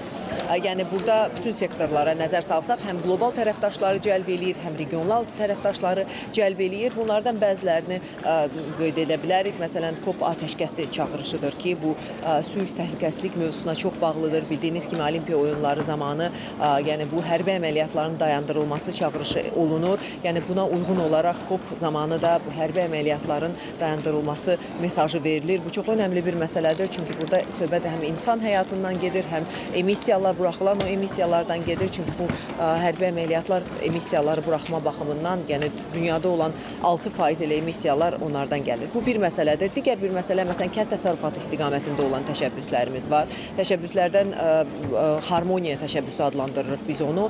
Fermerlərə dəstəklə bağlıdır. Bu da söhbət ondan gedir ki, bütün bu illər ərzində kənd təsərrüfatı ilə bağlı bir çox təşəbbüslər həyata keçirilibdir. Amma onların hər biri elə bil ki, unudulur, kənarda qalır və davamı olmur. Biz COP29 sədrliyi olaraq həmişə ona fikir veririk və onu belə deyim, özümüz üçün əsas məsələ kimi götürürdük ki, bunlar arasında bir davamlılıq olsun, bilirsiniz, dayanıqlılıq olsun və bütün bu təşəbbüslər arasında bir sistem olsun və ona görə harmoniya təşəbbüsü çərçivəsində bu kənd təsərrüfatı sahəsində olan bütün bu mövcud proseslərin bir araya gətirilməsi üzrə platforma yaradılır. Digər, məsələn, rəqəmsallaşma ilk dəfədir ki, COP29-da turizm ayrıca bir gün kimi qeyd olunubdur. Rəqəmsallaşma ayrıca bir gün kimi, məsələn, ayrıca bir gün kimi qeyd olunubdur və rəqəmsal, bilirsiniz ki, məsələn, bu yeni texnologiyalar çox önəmlidir və biz əgər iqlim dəyişikliyi ilə mübarizə sahəsində olan texnologiyalardan danışırıqsa, burada yəni bu böyük şirkətlərin gəlməsi, yeni texnoloji həllərin olması önəmlidir. Lakin burada da emissiyalar var. Yəni ona görə bu baxımdan, məsələn, ilk dəfədir ki, bu sahə, bu mövzu digitalization, yəni rəqəmsallaşma ayrıca bir müzakirə olunacaq, yüksək səviyyəli görüş olacaq və bir şeyi də qeyd edeyim ki, bizim 14 təşəbbüsdən 9-u deklarasiyadır, yəni bəyannamədir, 5-i isə tərəfdaşlığı nəzərdə tutubdur. Məsələn, burada mövzulardan biri şəhərlərin urbanizasiya prosesində olan o, belə deyim, urbanizasiya prosesləri və iqlim arasında olan o, iqlim dəyişikliyi arasında olan o balansın yaradılmasıdır. Çünki, məsələn, şəhərlər böyüyür, şəhərlər tikilir, tikinti sahəsi emissiyalar vermə baxımından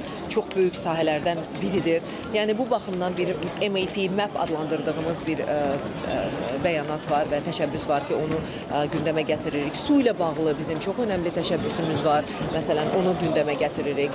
Sonra yaşıl enerji koridorları, dəhlizləri mövzusu var. Yəni, bütün bu mövzular çox önəmlidir.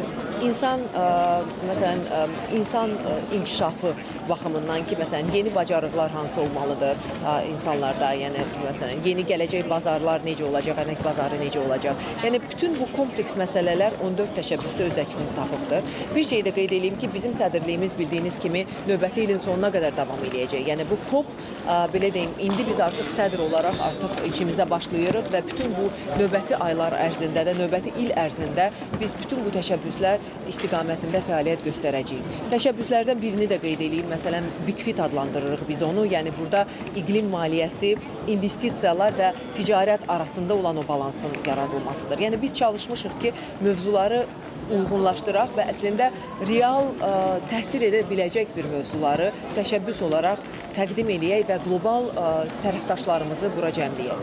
Məsələn, yüksək səviyyə çempion olaraq bizim də təqdim etdiyimiz bir mövzu kiçik və orta bizneslərə dəstəkdir. Bununla bağlı KOBE ilə yaxından işləyirik və KOBE-nın da bir bəyanatı var və bu da elə bizim təşəbbüslərə bağlı olan bir şeydir ki, məsələn, biz keçiddən danışırıqsa, kiçik bizneslər, sahibkarlar necə hazır olacaq bu yaşıl iqtisadiyyata keçid? Ona görə bu günlər ərzində bir çox tədbirlər olacaq, bir çox müzakirələr olacaq, çox önəmli qərarlar olacaq və bir şey də bilməliyik ki, indi Azərbaycan dünyanın gözü qarşısındadır və bütün ən önəmli qərarlar bugün Bakıda verilir. Ona görə bu günlər ərzində biz də çalışacağıq ki, əlimizdən gələni eləyək ki, bütün tərəfləri bir araya toplayaq və o önəmli qərarlar artıq baş tutsun.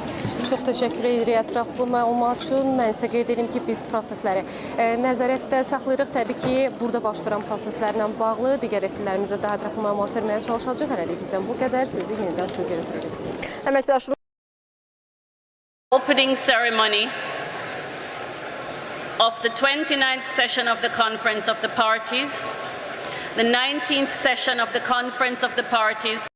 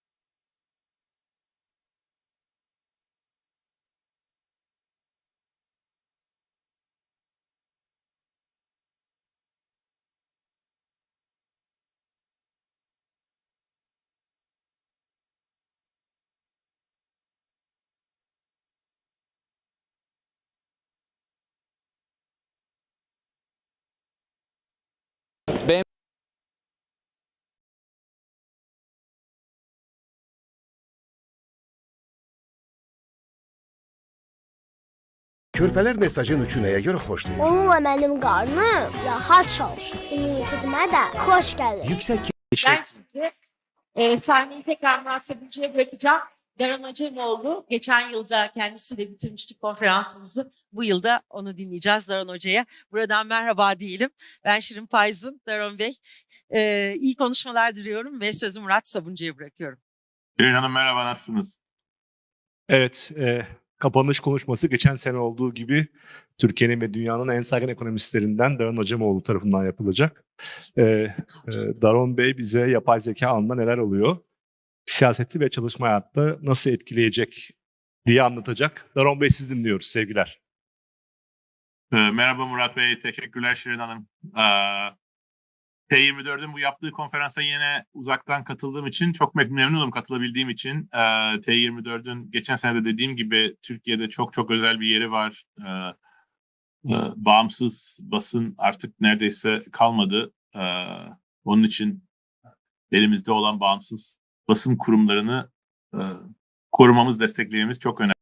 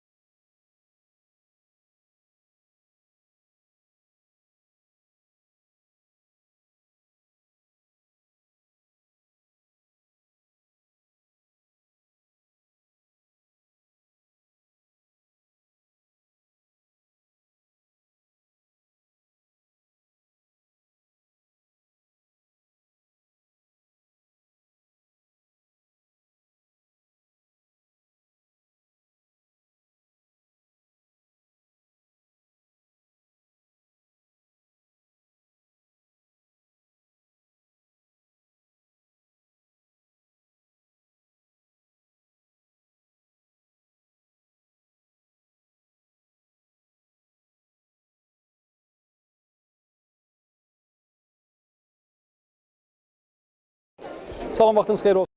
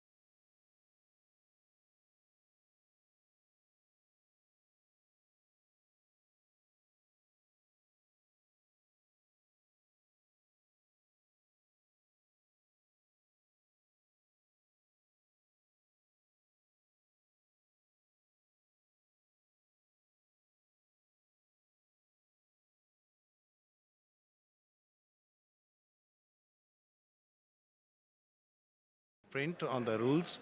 That's one part. And the other thing is that transactions are yet to start, even though there are a number of G2G agreements happening, but B2B transactions are yet to happen, and there is no clear price discovery at this point in time.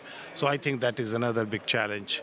The country's readiness is third challenge to my mind, whether it is about having MAC curves that we were talking about, or having national strategies or national institution or authorization.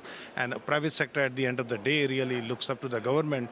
If I invest into this project, whether my government is going to give me authorization or not, and if yes, no, for what? So I think all those are still up in the air. So there is no clarity on that. And of course, there is an overarching issue of capacity deficit. I represent Asia and the Pacific. We have quite a diverse range of countries.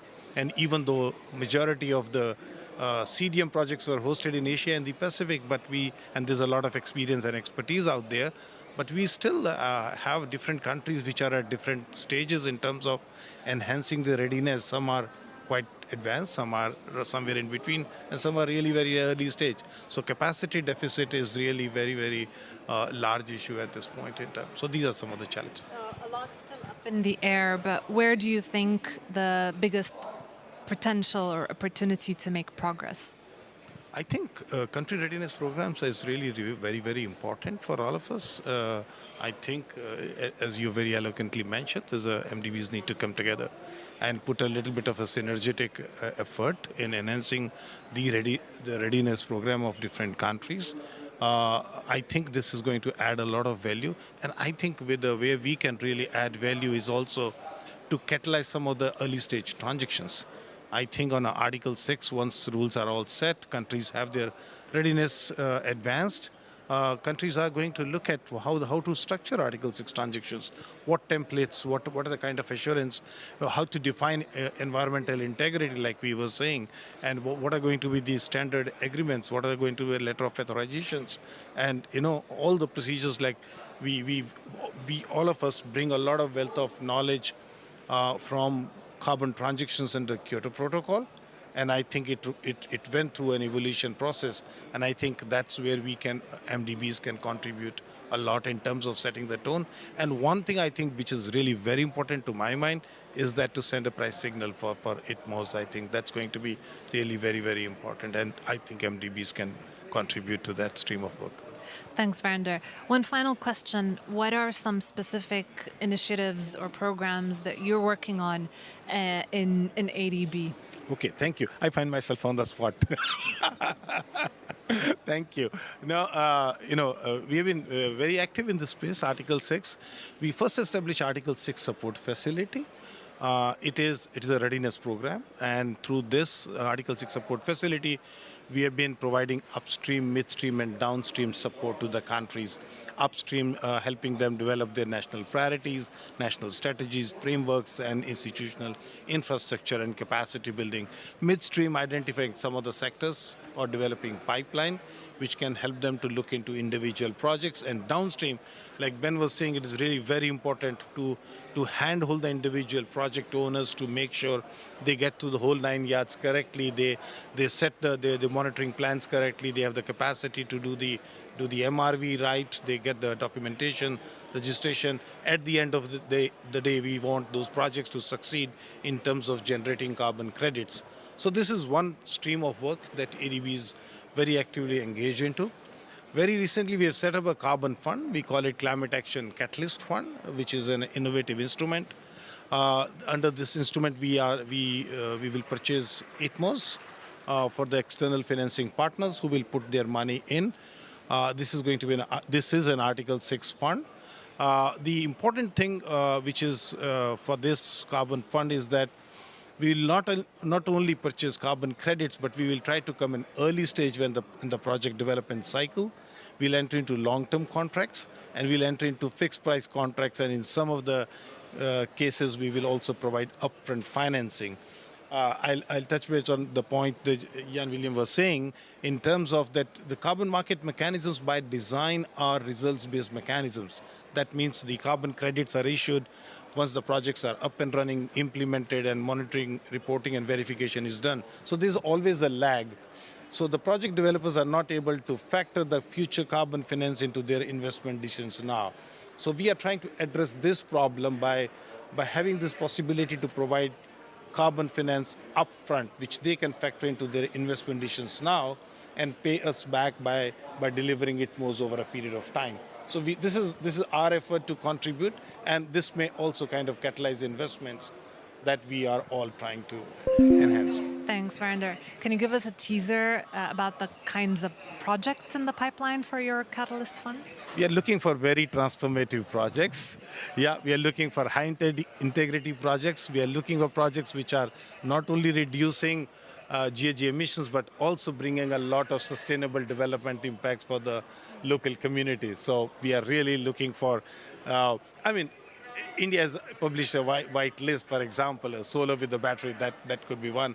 But we are looking at countries which have, which are undertaking some of the transformative pathways, and where a carbon finance can be really transformative in the sectors that the projects are working. Thanks, Verinder. And I ask this question almost jokingly, but certainly what we find at the World Bank is once you actually have a concrete project from which carbon can be unlocked, then you can actually have a real conversation with partners that are also serious about, doing the readiness work and putting the legislation in place. And I think that ties to the point, Ben, that you were making around. Let's have a conversation around an actual project that can, pump out carbon. Lucy, the African Development Bank has been forward-leaning on thinking about adaptation and resilience benefits. Tell us about how you think about resilience aspects and how it connects to this conversation on carbon and carbon markets. Well, with the Paris Agreement, we actually entered a completely new world, a new climate regime, which is different than the Kyoto Protocol. It has a different type of ambitions, implementation, compliance, even different type of toolbox. So how can I say, the MDBs and the governments, especially those of developed countries, have a very important role to play in developing and de-risking the tools for implementation of climate change regimes. Because they cost time and finance, and it's not easy. Somebody has to take the risk and do it, show it. And this is how adaptation came at the plate of the African Development Bank.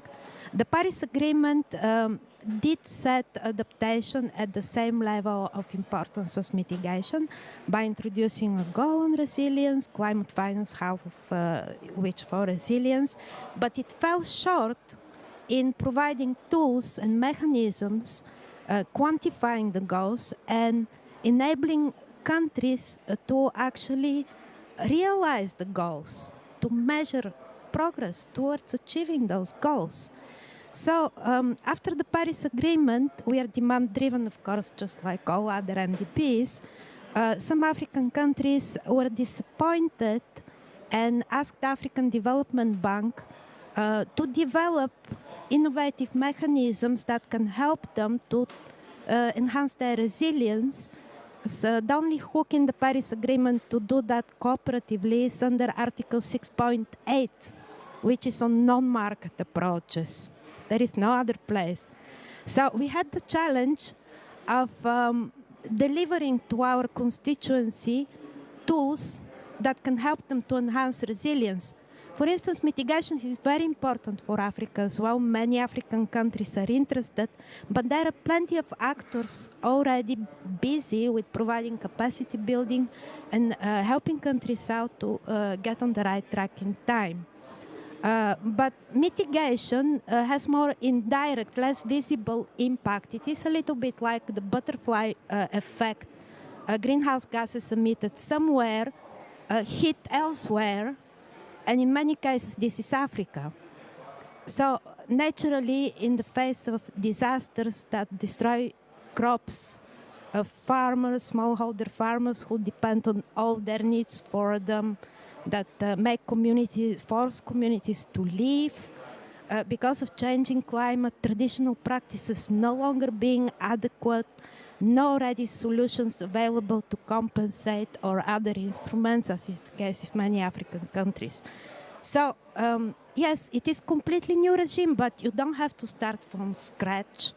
So we looked around, and of course, the carbon markets did something incredible for mitigation 20 years ago. And adaptation is now at the same level of development as mitigation was 2 decades ago.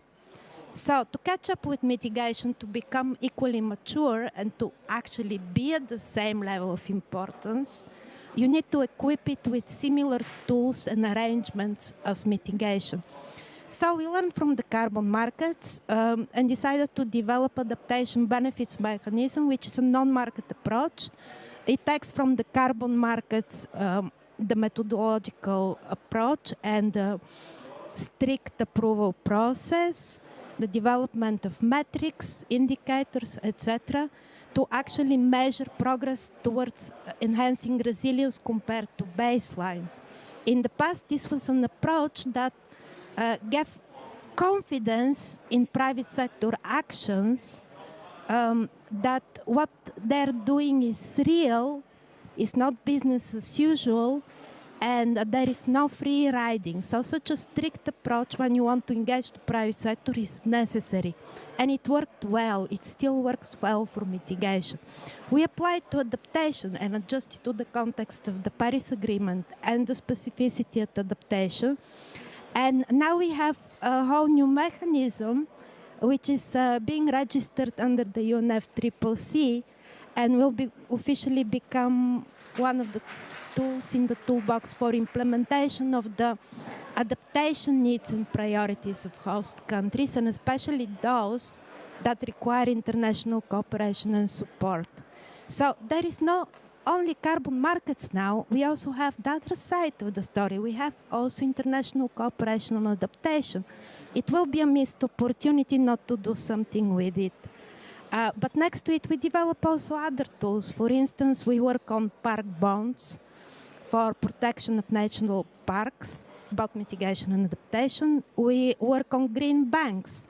Like under the carbon markets during the Kyoto Protocol, European, American, Australian, New Zealand banks, they had the time to learn about them and to find a role for them in lending private sector, the private sector attractive finance against attractive conditions to implement carbon market projects. But this didn't happen in Africa.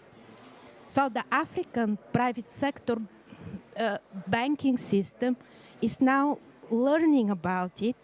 And unfortunately, the rates for loans are incredibly high in some countries, and it's practically impossible for private sector actors, especially small and medium size, which are the majority of the African private sector, to get an affordable loan to implement climate action. So we're working on in many different areas, but we feature, of course, the adaptation benefits mechanism here in this session.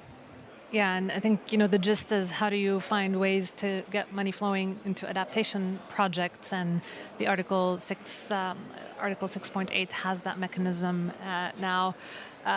Developing Article 6.2 and 4 has taken a minute, so hopefully the development of 6.8 will be faster. Jan Willem, tell us about the work that you're doing at EBRD around Article 6 support to countries, but more broadly the carbon markets agenda. Yeah, thank you. So we live in a particular region or regions as EBRD. I think one of the driving mechanisms for a very high interest for a lot of countries we work in is, of course, the EU policy on the CBAM, which basically drives a necessity to basically for exporters to put a price on the carbon themselves in order to kind of fetch the economic rents from that process.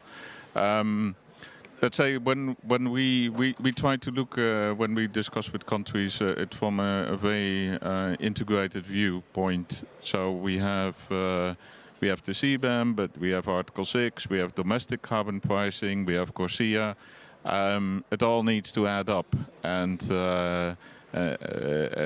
make sense. And so here, so when we provide capacity building, we don't only look at Article 6. We basically look across all these instruments, including carbon taxation, and then seeing what kind of as to our advice, what makes sense.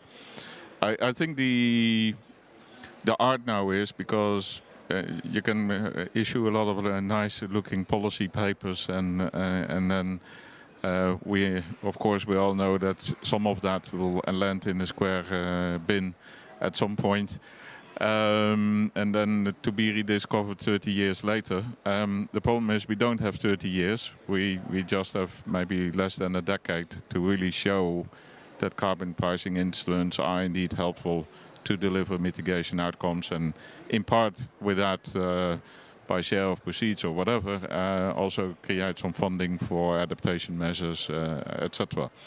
So I think that is, particularly for the MDBs, that we bring together kind of the initial investment streams together with the right policies in the country. And as you know, we have a huge. We're launching here some papers around country platforms, and I think it would be nice and very well nice. It's almost like a necessity to really work at a bigger scale of operations that we have. Let's say rather than going project by project, that we go program by program, in order to bring the mitigation outcomes at a much quicker pace. Yeah, by the time of the next global stocktake, Article 6 should have contributed a lot. Otherwise, in my view, that instrument fails. Yeah, to deliver to these mitigation outcomes. So this also implies for the kind of the contributors to the process that. Let me put it this way: we have been developing a 10.5 billion investment platform for Egypt to kind of do renewable energy and the closure of the gas plants.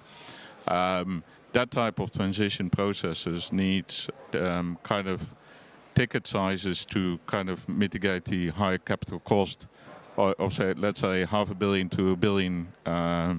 So if you would find kind of a billion mark transaction size as to carbon transactions, I think we could do a lot more, and at the pace and scale needed. So, but that will probably requires that some donors, some of the buyers group and pool the resources, and also diversify their supply risk a bit more than going the kind of the project by project approach at the moment. Thank you. Thanks, Jan Willem. I would like to open it up for questions, but maybe before we do that, quick round of questions. Lucy, what are you most looking forward to this COP on this agenda? I shall now take off my pet of African Development Bank. I was very concerned about, as a person and climate expert, about the outcomes of the global stocktake, especially regarding ambition. It would personally affect me if by 2030 the world does not manage to achieve the levels of emissions prescribed by science. So from this perspective, I am looking at some serious attitude of countries towards the issue, which is accompanied by adequate climate finance. And of course, this should be reflected in NDCs. Thank you, Lucy. Verinder, on Article 6 carbon markets or otherwise? No, okay, within carbon markets, I would like the negotiations on Article 6 to bring a success at this COP. I come from the position that even once this element of uncertainty is taken out, there are many other elements that I was saying earlier. And if everything goes on well, the real projects or programs would still take at least 3 to 4 to 5 years before the carbon finance actually comes in. And we really don't have luxury of time on this important topic. So I think my only wish is that we go back with Article 6 negotiations successfully accomplished. Thank you. Jan Willem. Let's use Article 6 also as a sponsor for the uptake of carbon pricing per se. Yeah. I think if countries start to wait for kind of all the climate funding to come in, I think one can wait a long time. It's really now a matter of international competitiveness to put a price on carbon and then to stimulate your economy in the right direction in the first place. And maybe you can use Article 6 as an accelerator in that process. Thank you. And I think you're touching on this theme a few times, Jan Willem, that we cannot just look at carbon markets exclusively, and it's really a continuum, and domestic carbon pricing instruments and Article 6 strategies are all ultimately about helping countries achieve their NDCs and financing the transition. Let's open it up for some questions. Philip.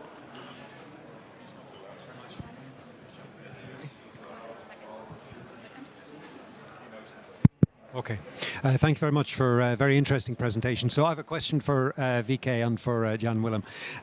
So VK, you mentioned that you would be financing projects, and I'm interested, I think I heard you say that you would finance them using the ITMOs. Are you planning to take the ITMOs back, or are you lending money and enabling the project developers to sell their ITMOs at a market price and repay the loan to you? Because we see this historically was, the carbon credits went to the investment bank and none of the profits stayed with the project developer. And in Africa, we only had something like 17% of project developers who ever developed a second project because they never made any money on the first one. So I'd like to know more about your financing arrangements for the projects. And Jan Willem, on the timeline and the contribution to the global stocktake, is there not a mismatch here? Because if you were now looking to develop a project, you're going to have to time your crediting period to the NDCs because that's the 5-year crediting period.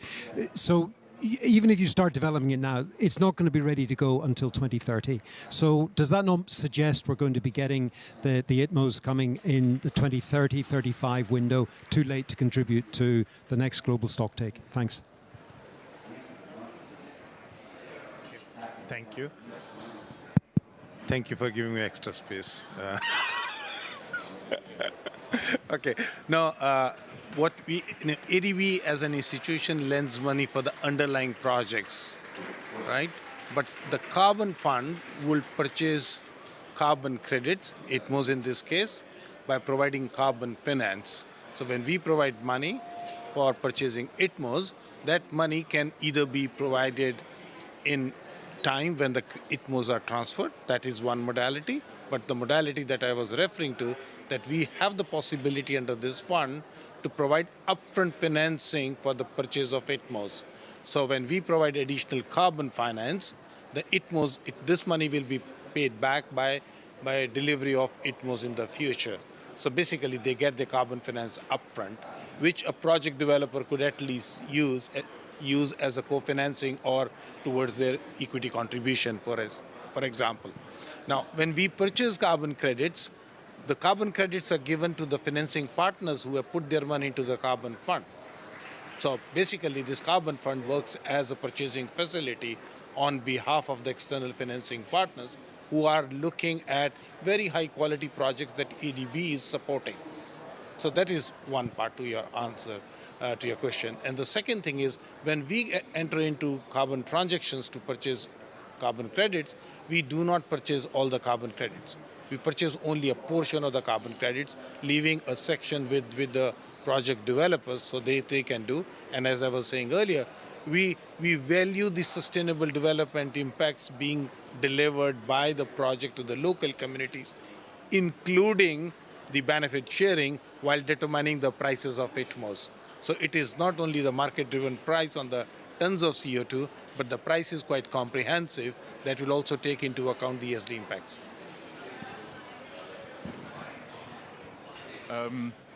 Yes. Sorry, can you hear me? Because I can't hear myself. Oh, okay. Yes, you're right. If you look through the lens of the projects, then probably if we start now, it will probably only deliver by 2000 in 2-3 years. But it's a bit the same as for our climate finance. We sign deals, we count them, and then we have disbursements, and also there can be, particularly in public projects, there can be 3-5 years before the money is being disbursed. So I think it's really about whether the action is happening and the signals around the action that are important. Yeah. So if deals are being signed, then that can help. But I can also think about mechanisms that are doable still in the next 3 years. For example, if we work with countries, I will not mention a country now, but if we work with the countries and say, okay, as of this and that date, you're going to close 3 to 5 coal-fired power stations, yeah, and basically use Article 6 to shorten an emerging domestic ETS market. In that case, you can achieve real results quickly. Yeah. So I think that's a bit what we need to look at as well. Thank you. Hane, I was so excited to ask my first question in our side event, I forgot to introduce myself. I'm Gareth Phillips from the African Development Bank. Thank you. Thank you, Gareth. Any other questions from the audience? There's one more there. Good afternoon. I'm Jean-Manuel Canet with the ITU, UN Agency for Information and Communication Technologies. Just a question out of curiosity. What are the amounts that you have been able to secure to fund such projects in the different banks that you represent? Amount of, well, let me, maybe I'll start and then I'll pass on to my colleagues. So at the World Bank over the past, I would say, decade and a half or so, we've managed about $4.5 billion of carbon funds. Of course, the carbon markets over the course of this period has evolved quite a bit, from CDM to results-based climate finance, and now you're seeing more appetite for funds that could go towards ITMOs, so ITMO funds. So now we're seeing some countries that are forward-looking, that are ITMO buyers, Switzerland, Norway, and others are really starting to show interest in capitalizing ITMO-type facilities. But you have carbon funds that focus on providing either a fixed price component, but there's also technical assistance and capacity building funds, and that tends to be more grant financing to support projects and support countries. Anything to add, colleagues? It can always be more.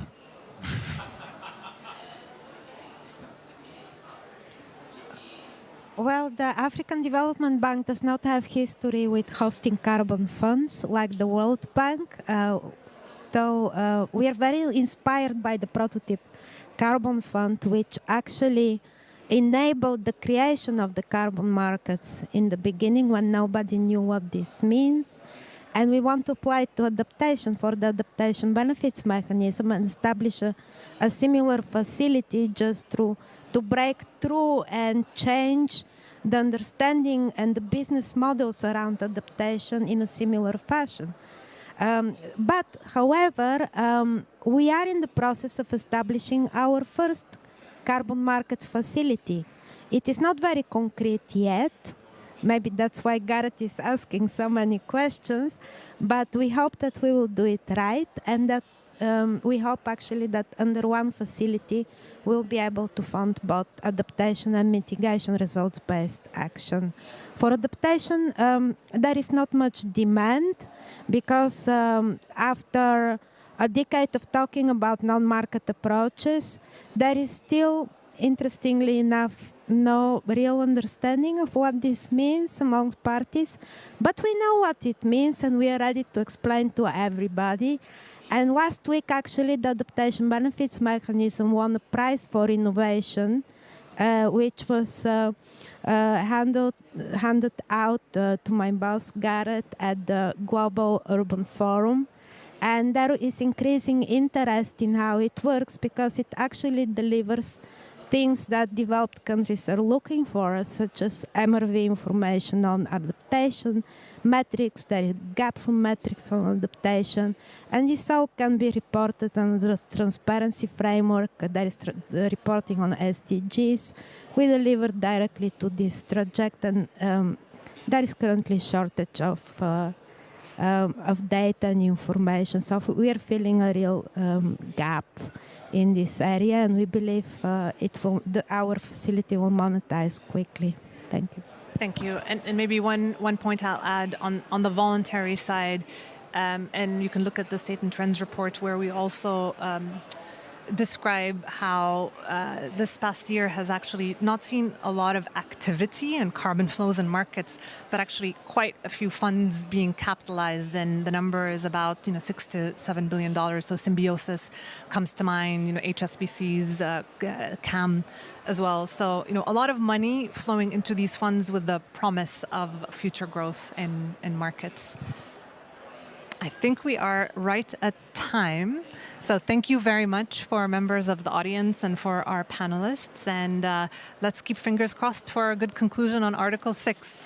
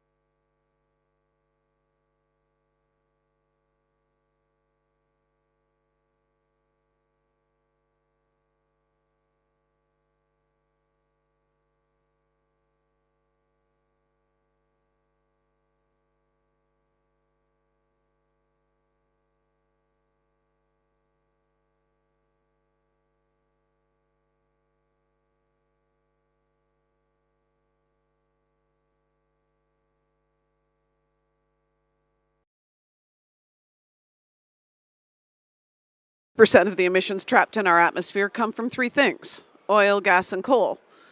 So there's a lot that we can do, and unfortunately, I don't think we really saw it this year. So first of all, countries could be including a managed decline of fossil fuel production and emissions within their NDCs. No, not a single country has done that. In fact, only a third of the countries have even mentioned fossil fuels within their NDCs.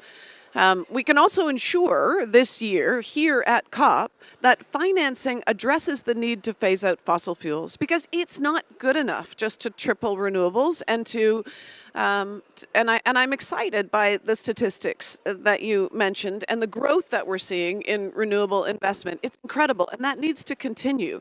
But the atmosphere doesn't care how many solar panels we build. The atmosphere cares how many fossil fuel projects we don't build. And so we need to ensure that when we're committing to expand renewable energy, that we're doing it side by side with the existing fossil fuel assets. We also need to understand that it's not a transition if we're continuing to grow the problem. So that means no new projects. That's what the science says. No new oil, gas, and coal projects fit. We already have enough. We have enough fossil fuels on the surface of the planet or under construction that if we burned it all, it would take us past 2 degrees. And right now, we're on track to produce 110% more oil, gas, and coal by 2030 than is consistent with Paris goals if we burned it. We have to stop expanding the problem. And this is something that countries continue to avoid talking about. We just spoke about the IRA and the jobs that are in the IRA, the incredible work that was done within that piece of legislation in the US to create a clean energy economy. But at the same time, the United States approved more oil and fracked gas than any other time in its history and is now the largest producer in the world. So we can't keep saying we're in a transition if we're growing the problem. So we actually need to stop fossil fuel expansion and manage a wind down. That's very clear that that's what the science says. And for too long in all of these processes, we've ignored the fact that what we build today will be what we use tomorrow. So how do we embed that within existing processes? We need strong climate ambition here. We need it within the GST. We need it within the NCQG. So on finance, that means a couple of things are really, really critical. It means grants instead of loans. It means debt forgiveness, because right now we're seeing a lot of countries continue to pursue fossil fuel expansion just to feed their debt. Oil drilling in the heart of the Amazon just to feed debt. New coal mining just to feed debt. We can't allow this to continue, and we have to change the structures that are supporting that. This year, the IMF required in many of its loan agreements that countries commit to expand fossil fuel production. We can't keep doing that if what we're saying is we want to manage the decline. Frequently when I talk about this, people say, but what about the economics? Well, we know from the World Economic Forum report this year that we're now spending $16.3 million per hour as a result of the impacts of extreme weather, the fires and the floods and the extreme weather sweeping our planet. We also know that last year fossil fuel subsidies grew. They didn't go down as the countries committed to them to. They grew to about $8 billion. That's $13 million a minute of public taxpayer money going to the most profitable companies on earth. We have to stem that. We have to stop expanding fossil fuel subsidies. We have to wind them down, and we have to start redirecting the money to protecting what we love and to building the world that we want. I want to say one more thing while I have the microphone, which is just that the Paris Agreement is absolutely critical in what it has brought us, the 1.5 degree target, the NDCs, the emission reduction plans. And it's not enough to ensure a fossil fuel phase out. And we need international cooperation. We need to support the countries that are stepping out in front and agreeing to stop fossil fuel expansion and trying to work together to create the rules and frameworks that are going to help them wind it down. Because it's not just about replacing that energy, it's also about replacing export revenues. If Colombia is going to move away from the expansion of fossil fuels, then they need to replace those export revenues. And that's going to mean new trade agreements, new tax agreements, and new debt relief. And that's why 14 nation states have now endorsed and formed a bloc of countries calling for a fossil fuel treaty as a companion to the Paris Agreement, as the work agreement to how we phase out fossil fuels. I think that bloc of nations is going to grow within the coming year. And I think many of us, whether it's businesses or cities or countries or organizations like WWF, who has endorsed the fossil fuel treaty, can work to support those countries in creating a companion agreement to the Paris Agreement. Separate to you again, but you have just mentioned two important things.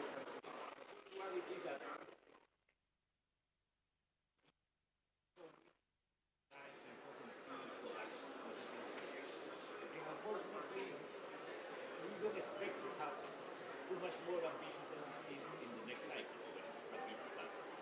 But on the other hand, we mentioned that we have to make the 1 trillion question is what to do. How can we make the NDC cycle necessary? So my question separate is how can we make the NDC cycle a more mandatory one? No, because that is part of the problem. I am always thinking that we haven't complete the net zero system for the NDCs. So as we don't have ways to track progress, as we don't have ways to point at those countries that are not fulfilling even with their own target, what to do? Even more in the road towards Belém COP30. No, how can we change that? No, as a way to make the NDCs really a strong instrument to achieve objectives. Do you? Good, Rachel will add here. Do you want to start? Well, so I think just so take a breath. I mean, first of all, we have to honor the Paris Agreement, so we need countries to come early and big. Just to sort of, you know, we need the circle to be a virtuous one, not a vicious one. And so everybody who can come early and everybody who can come, you know, on a staged response to 1.5 needs to do so, right? And then some countries, for different reasons and election cycles and whatever, won't be able to come until a bit later, but that doesn't mean that others can't come in early. So we have to sort of goose each other into a process. But I think there is some, if we were designing or if we were perfecting the process, then there are issues that we didn't bake into Paris. So accountability, including when it comes to finance, the fact that a lot of the financing of climate, as opposed to climate finance, right, is done elsewhere. And there is no link or road map between the Bretton Woods institutions and the convention, you know, and I'm not sure we can do that here, but I mean, it would be nice to have a tie. The second thing is, and I was having very interesting conversations about this with financial regulators and the surveillance function of the IMF, right? So the UN has struggled, I think, to come up with a sense of which countries got the policies in place that will drive its economy towards 1.5. So, you know, and there are academic institutions and NGOs that do bits and pieces of it, but having that sort of sense of who's fit for purpose from a policy perspective.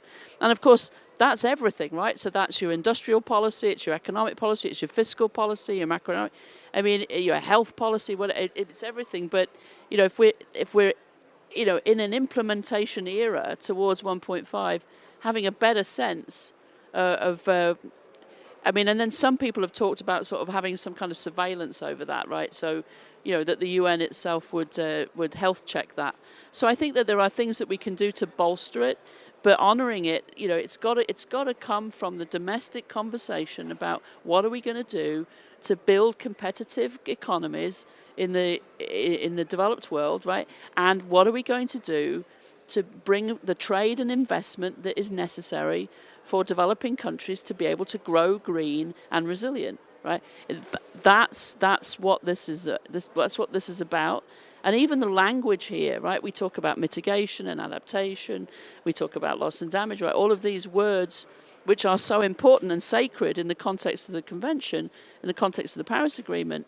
But if we walk down the street in any of our countries, and we walk down the street in any of our partner countries, it's like, where's the growth coming from? Where's the investment coming from? Where's the trade rules coming from that will allow us to grow green and resilient? And bridging those two lexicons, I think, is very important. Yeah, only a couple of things that I would add to that. Just to reinforce the fact that unlocking the finance is absolutely critical to ambitious NDCs. The majority of the countries cannot include a managed decline of fossil fuel production, the majority of producing countries, unless they have adequate finance. And so that doesn't just mean money on the table through the NCQG, it also means the financial structures that are going to support them. This is about rate of capital. I mean, 90% of the investment in renewables, there's great numbers this year, not in the global south. We're seeing it in the north. And so we have to look at where it's being built and what the barriers are to that kind of investment. And I think what we're seeing very clearly is that the structures are not in place to support those countries shifting. And in fact, our current structures are supporting them in continuing fossil fuel expansion. So we need debt cancellation to keep carbon in the ground. We need to be looking at proposals for that, and that's some of the things we're looking at under the Fossil Fuel Treaty. And we also need trade agreements and tax agreements that are going to support more ambition. And these things have to be connected. The mechanisms that we're looking at for international cooperation under the Fossil Fuel Treaty will help to create increased ambition under those NDCs because they're going to remove the barriers to stopping fossil fuel expansion in a lot of countries. And then finally, leadership matters and fairness matters. And that means that the wealthy countries have to put more money on the table and the wealthy countries have to act first. And we all need to stop accepting climate leadership as being allowed to be defined by countries who are continuing to expand the problem. That means we need a new criteria in all of these processes. No new fossil fuel expansion. We can't allow new projects to continue to make the problem bigger. And I think that criteria has to be included in all of these different conversations that we're having and in the structures that we're having. Because given what we're experiencing right now around the planet, we can't afford to make the problem bigger. Thank you for you both. So Lilian is the Brazilian deputy head of delegation. I was a kid, I was a young guy when I went to Rio 92, and you did it great. It's amazing, the Rio Declaration. I think that it has been historically one of those non-binding declarations that changed the world. Most of the environmental law around the world have been based in the Rio Declaration. And then I went back to Rio +20, in which the Future We Want was released and the idea of beginning negotiation for the SDGs. So Brazil, it is now part of a troika. So the UAE, Azerbaijan, Brazil. And this event, it is to discuss not only about the expectation for COP29, but the road towards COP30 in Belém in Brazil. So what should we expect? What Brazil can, based in this strong history of good achievement, what should we expect we can get in Brazil, even more in the current times of difficulties? How much Brazil can give a strong impulse to the process? Um, Hello, good afternoon.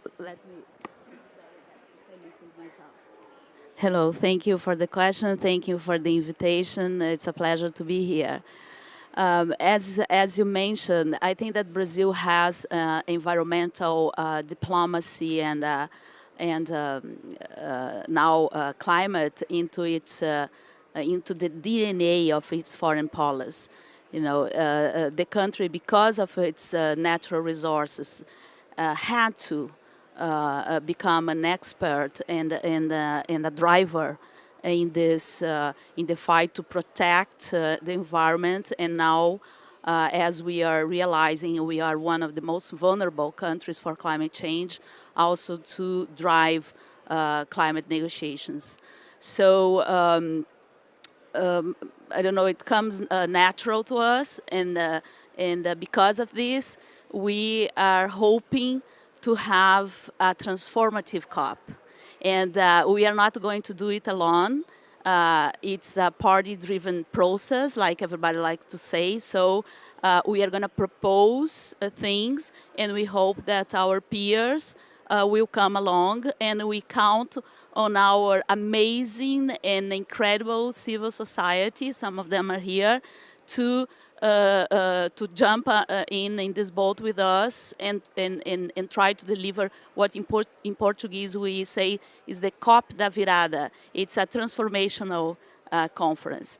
And why I'm saying that? Because, you know, things are evolving very fast. And although the global stocktake of the Paris Agreement pointed out that the world is not on track to control the warming of the temperature, a lot has been accomplished, and the legal framework is there and keeps being refined. So we have all the tools, we have the principles, we have the biggest multilateral political negotiations happening. You know, this is a demonstration of this. You know, how many people here trying to push for solutions, to search for solutions, to negotiate agreements. So we have what it takes to control the problem. As the other panelists said, we have to act. And what science is telling us is that we have to act faster in a broader scale. No, so what I think that this COP is important, not only what's happening here, but because what's happening around this COP. And this period now, this time that we are living now, it's a test drive for the Paris Agreement. And why I say that? Because there are two things that will happen very shortly that will test the efficiency of this agreement, whether this will continue to be an adequate framework, or if you need something else in the near future. Why not in Belém or further? Why I say that? Because until February, countries must present their second NDC. And other than being the second round of NDCs, they will be the first one informed by a global stocktake. A global stocktake that was a major work of diplomatic and political creativity, but it does point to the direction of a green future, of energy transition, of transition away from fossil fuels. I mean, all the roadmap is there. It must be implemented.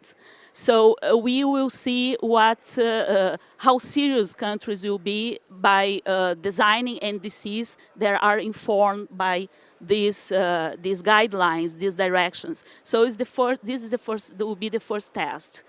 And the second test is the BTRs. Will be the first time that countries are obliged to present their report on emissions and on climate policies and climate finance in a new, more modern, more rational way. So the first BTRs are due in the end of this year. So next year, by COP30, we will have hopefully almost 200 NDCs, climate policies that should be ambitions. It's an obligation. There must be a progression in relation to the current ones. And now they have a whole wish list of characteristics that they should have, like economy-wide, including our gases, aligned with 1.5 goal. So this will be very important. We will have a chance, an opportunity to assess the effectiveness of this legal framework, of the agreements that we have, and to see where we'll go from there. And also with the BTRs, we'll have all the information that we need to have a reality check, because that's what we'll be needing. So in this sense, what will happen in the next months and what will happen here in Baku regarding the new finance goal will be essential to see what we can do further in Belém. Thank you, Lilian. And sorry that I will make you a very difficult question based in the what if not. And why the what if not? I remember that when we organized COP20 in Lima, it was just after the first cycle of at that time called the INDCs. And I remember that the report of aggregate effects by the Secretariat showed that with the fulfillment of that first cycle of the INDCs, we would raise temperature in around 4 degrees. It was dramatic, no? So we organized COP20 in Lima, then COP21 in Paris. We got the agreement. So many people is thinking that probably by February, we will have some new NDCs, but we won't confirm that we have been able to put the world on track to the 1.5. And I am personally thinking that the main role for Brazil must be to rebuild trust on the process. So for sure it is to promote more synergies between climate and nature, and those kind of things are so important. But it is more to rebuild trust, to move into what Separate is saying, no? We have to transitioning away from fossil fuel. So what can we expect in that rebuilding trust? Well, we should begin with bold and important NCQG in COP29, because the climate regime, and we are here because of these agreements, because of the commitments we made under these agreements. And there are 3. They are not only the Paris agreements. There are the Climate Convention of 1992, the Kyoto Protocol that is still alive, and the Paris Agreement. So under these agreements, mitigation in developing countries depends on the degree of support that they get. So no support, no mitigation. And this is a very mitigation-driven process, because many parties think that what we have to do. But it's true. It's something. It's a very important pillar that we must advance. But although we decide collectively what we should do, when it comes to implement, it's up to each country to do it through its national determined contribution. So it's a little bit tricky, We decide both things, and then you go home and we find difficulties in transitioning, in finding the right regulations, in changing the economic system to be more effective towards climate. So when we go home, we have to face, the domestic challenges to implement. But so we need all the 5 pillars. Why only one advances? The 5 pillars are mitigation, adaptation, transfer of technology, capacity building, and finance. The other than mitigations, the others are the cousins that you disregard a little, and we meet them once a year at Christmas lunch. And then you say, oh, yeah, you exist. Yeah, okay. But so this does not help trust. We need to see finance working.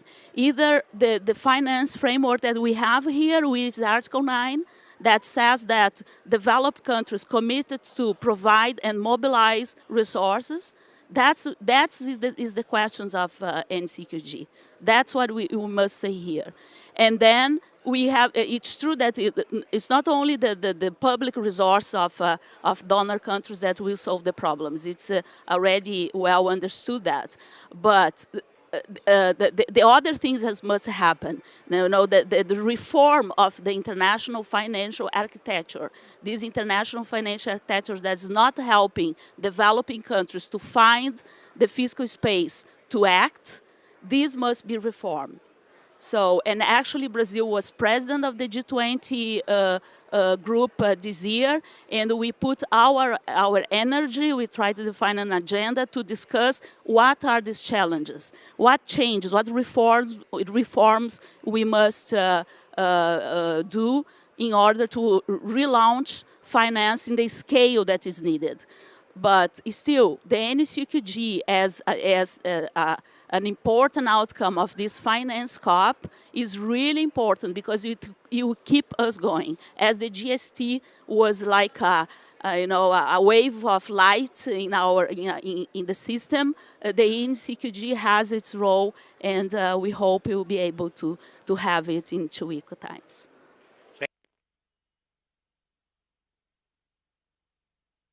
Related to the NCQG.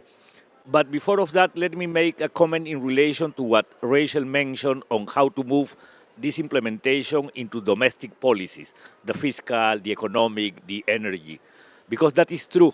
No, we have as WWF these NDCs we want, no, that it is the way to track progress on how we are evolving in our NDCs. But the idea it is to have the NDCs we want domestically, to have citizens demanding those political and policy changes as a way to implement our own objective in the domestic level. Having said that, to you all, what should we expect, because we don't have too much more time, what should we expect and how can we overcome barriers to get an NCQG of this COP? Well, thank you very much. I think indeed it's crucial that we get an agreement on an NCQG this COP. Climate finance, adequate climate finance is critical, also for mitigation, as you pointed out. And I think in order to achieve this aim, we need to move ahead in the negotiations in 4 dimensions. First, we need to have a multi-layered NCQG that takes into account all available sources and instruments, both public, of course, but also private and domestic and international elements. Second, we need, of course, to meet the financing needs of the developing countries. Third, we need to broaden the donor base. It needs to be a truly global effort with more countries contributing substantially than before. And fourth, we really need to leverage also the private investments to really shift the trillions as we argue for, and therefore also to make progress here on the concrete implementation of what we've agreed on in Dubai, the big breakthroughs with tripling investments, or tripling renewables, doubling efficiency. We can only do that if we really also mobilize funding, and therefore I think also what we need to see by the end of this COP are concrete implementation steps for the aims that we set ourselves. For instance, investments in grids, investments in batteries, reduction of fossil subsidies. I'm fully here on board with what you said, and phase out of coal, for instance, right? So therefore, we have a lot to do for a successful COP, so that we give you a good start for Brazil, for Belém next year. And I'm very optimistic that with all this energy that is here, we can actually do it. I mean, thank you. Not much to add, actually. I mean, I think this description of where a landing zone is for an ambitious NCQG is very well stated. And I think the leadership under the G20 has been quite extraordinary, because TF Klima, right, creating a space where finance ministers and environment ministers actually come together and learn how to work together. And now I think South Africa agreeing that it will continue that mechanism is so important that our architecture doesn't allow for those two communities to come together, but Brazil's helped us fix that. So there's a yin and a yang, right? So we need progress there in order to have a strong NCQG, because that's the sort of water in which the NCQG is swimming. But we need a strong NCQG to send a strong signal that the NDCs, can get financed, and that actually these things are linked together. So, but we've got work to do this week and next week in order to land that very strong NCQG. I would just say that another thing that we're very focused on in the UK is that we have to mobilise the finance, but we also have to sort of task force, especially those countries that are signing up with NDCs which are on track for 1.5, right? The top end of the Brazilian numbers that came out in their ambitious NDC recently. I won't preempt my own Prime Minister for what he's going to say tomorrow, but countries that are aligned with this kind of ambition have to sort of force the removal of the barriers to the finance flowing, right? Sometimes these are policies, right? So people, countries that are dispatching uneconomically on their grid, regulations around utilities.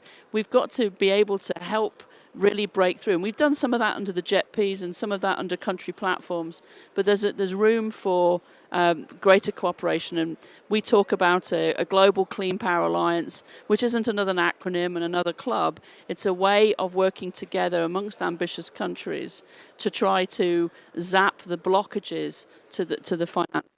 So we've got implementation. I think if we follow the prescription laid down by Anna, which I think is possible, we can come up with an NCQG which is ambitious enough to be able to then see NDCs which are ambitious, and then we've got NDC diplomacy to be led by Brazil and leading nations to get to the point where we're coming in with something which is so it all links together. Thanks, Rachel. Look, I think especially in the face of a Trump presidency, we need leadership and commitments from wealthy countries here at COP, and that means that means new funds, including dedicated resources to support fossil fuel dependent communities and workers. Things, the fossil fuel phase out, and the financing. Wealthy countries should be paying at least $5 trillion per year to global South countries as annualized reparatory payments against the climate debt that has incurred. And let's be clear, they have the means to mobilize well over this amount for climate action at home and toward a new collective goal by ending fossil fuel subsidies, by imposing taxes on polluters, and by implementing wealth taxes on billionaires. The climate finance goal has to establish at least $1 trillion a year in public grants for economically emerging countries to support cutting emissions and preparing for and adapting to climate change, as well as funding to address loss and damages already occurred from extreme weather. And that amount has to be $300 billion mitigation sub-goal to support a fossil fuel transition and the tripling of renewable energy capacity and doubling of energy efficiency by 2030. The adequate finance to support the expansion of renewable energy infrastructure and adaptation measures is absolutely critical to unlocking more ambitious NDCs among developing nations. And I want to add one last thing on your question of what happens if we don't. We all just saw the emissions gap report come out. I think it was last week. We're on track for something like 3.1 degrees. And even at today, we've, I think all, and I've talked to, been astonished at the impacts this year. It's much faster than anyone thought in terms of the dramatic rise in extreme weather and fires and flooding and out of control global hydrological cycles. And so what does that mean? It means every ton of carbon at this moment in history that we save from going into the atmosphere will save lives. What if we aren't successful? more lives will be lost. And that's what's at stake here. And while we talk about all these various acronyms and processes, we cannot forget that. We have to act like it's an emergency, and we have to be pushing countries to act as though it's an emergency. And we need to ensure that the wealthy countries are acting fastest and first and putting considerable money on the table to save those lives. Thank you. This COP must deliver not only the NCQG, it must deliver on the conclusion of regulations for the functioning of Article 6 in a manner that assures environmental integrity. It must deliver on adaptation. There are discussions on indicators for adaptation. This must go on. Adaptation is the talk of the town. I cannot forget the image of a Spanish boy, a Spanish teenager, confronting the King of Spain in the floods in Valencia, and this boy was so angry, and he was saying like, how come you didn't alarm us? How come you didn't warn us that this was coming? And why the help took 4 days to arrive? And the guy was like, I was punching the King of Spain. So this is the new reality. People is not ready to be flooded, to lose their houses, their families, their pets. My city in Brazil, Porto Alegre, had the terrible floods last year, and the airport was shut down for 5 months. It's terrible, and society cannot stand anymore. So these negotiations must have a reality check, and they must evolve faster. Sometimes I'm in the rooms, and we were here last night until 4 a.m., discussing, the scope of dialogue on finance. Well, and then I was only remind me of this image of this Spanish teenager. What you're doing here? We have to be using our time to more productively. You have to talking to people who are bringing the solutions, discussing how we are transitioning away, finding the ways, and not fighting each other, because most of the time is what you do. So the governments, they need their societies to push them, to say enough is enough. We were waiting for chaos to do something. Let's do it in an organized time. While still there is time. IPCC says we have very little time to prevent chaos. So let's take it seriously.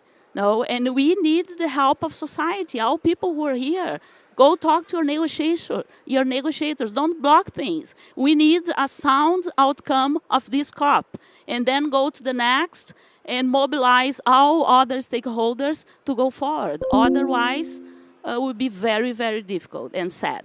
Thank you.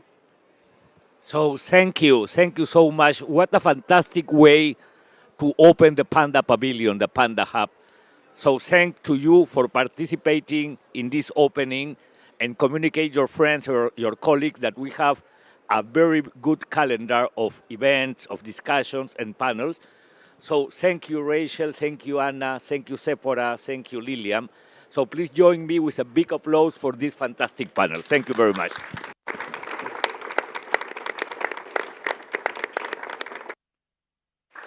Thank you.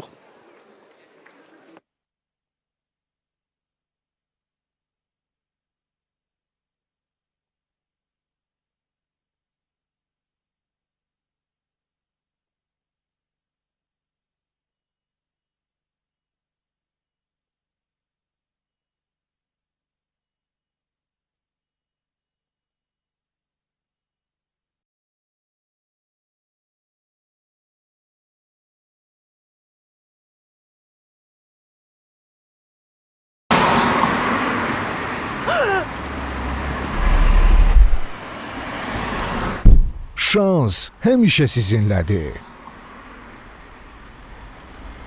Hər dəfə Yango ilə sifariş edəndə daha tez gələn yeni avtomobillərlə yola düşəcəksiniz.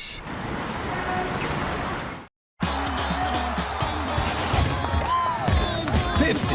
Tarzı yeni, tadı iyi.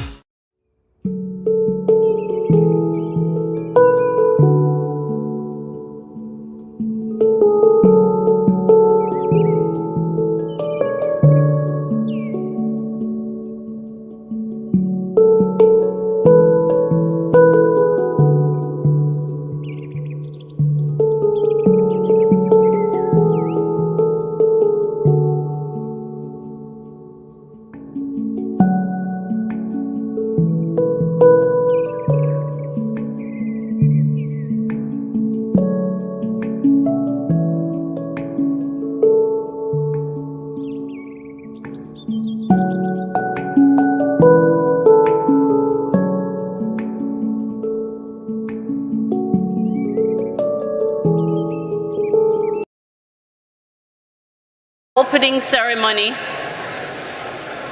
of the 29th session of the Conference of the Parties, the 19th session of the Conference of the Parties, serving as the meeting of the parties.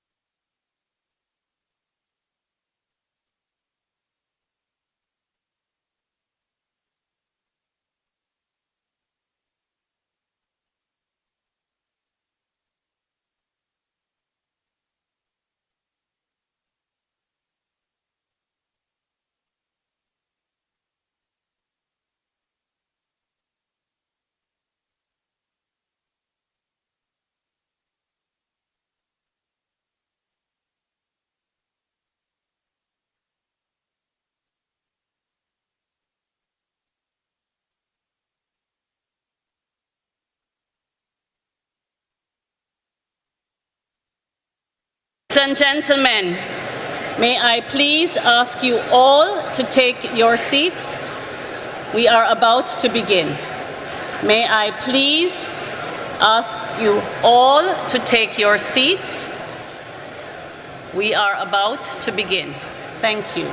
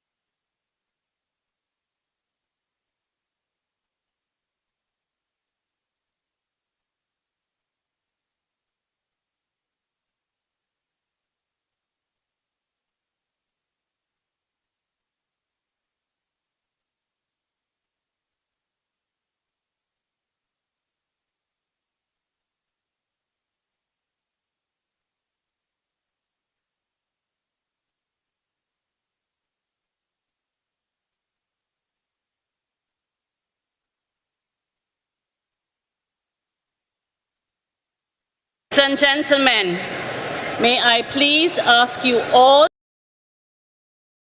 üzrə gündəliyi formalaşıb.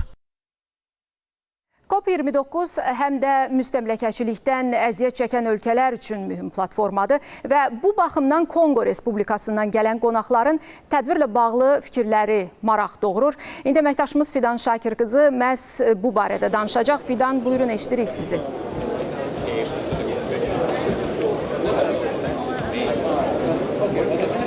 Dünyanın gözü Bakıda, COP29'dayken biz de buradaki müşahidələrimizi AZTV xəbər komandası olaraq bölüşməyə davam edirik.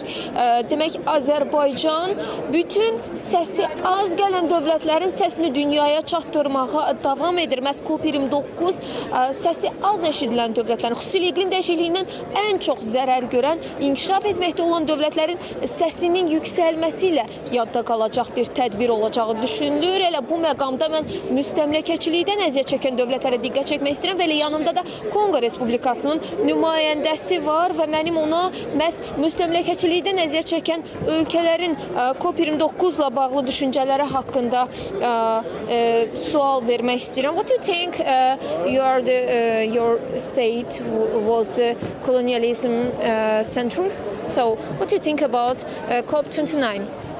Ok, d'abord je remercie l'Azerbaïdjan en tant que pays organisateur de la COP29. Ce que je pense de cet événement, cet grand événement, c'est que c'est une plateforme qui est très importante pour la majorité des pays et surtout des pays encore colonisés. Là, je fais allusion aux pays comme la Martinique, la Guyane. Donc, d'abord sur le plan de l'organisation, c'est vraiment à féliciter. 2 ans, je ne pouvais pas croire que l'Azerbaïdjan pouvait être à mesure ou dans les capacités d'organiser un événement de telle envergure, vous voyez, donc vraiment c'est quelque chose de très important. Mais non, ça c'est une plateforme, comme je disais tout à l'heure, pour des pays qui sont encore colonisés, d'exporter leur voix, d'exposer ce qu'ils pensent au monde entier, puisqu'il y a la communauté internationale qui est là. Ils peuvent comprendre leurs doléances s'agissant de ce qui se passe, dans leur pays, de l'oppression qu'ils subissent. Donc c'est vraiment ça ce que je pense de la COP29 et en relation avec des pays encore colonisés, si je peux dire.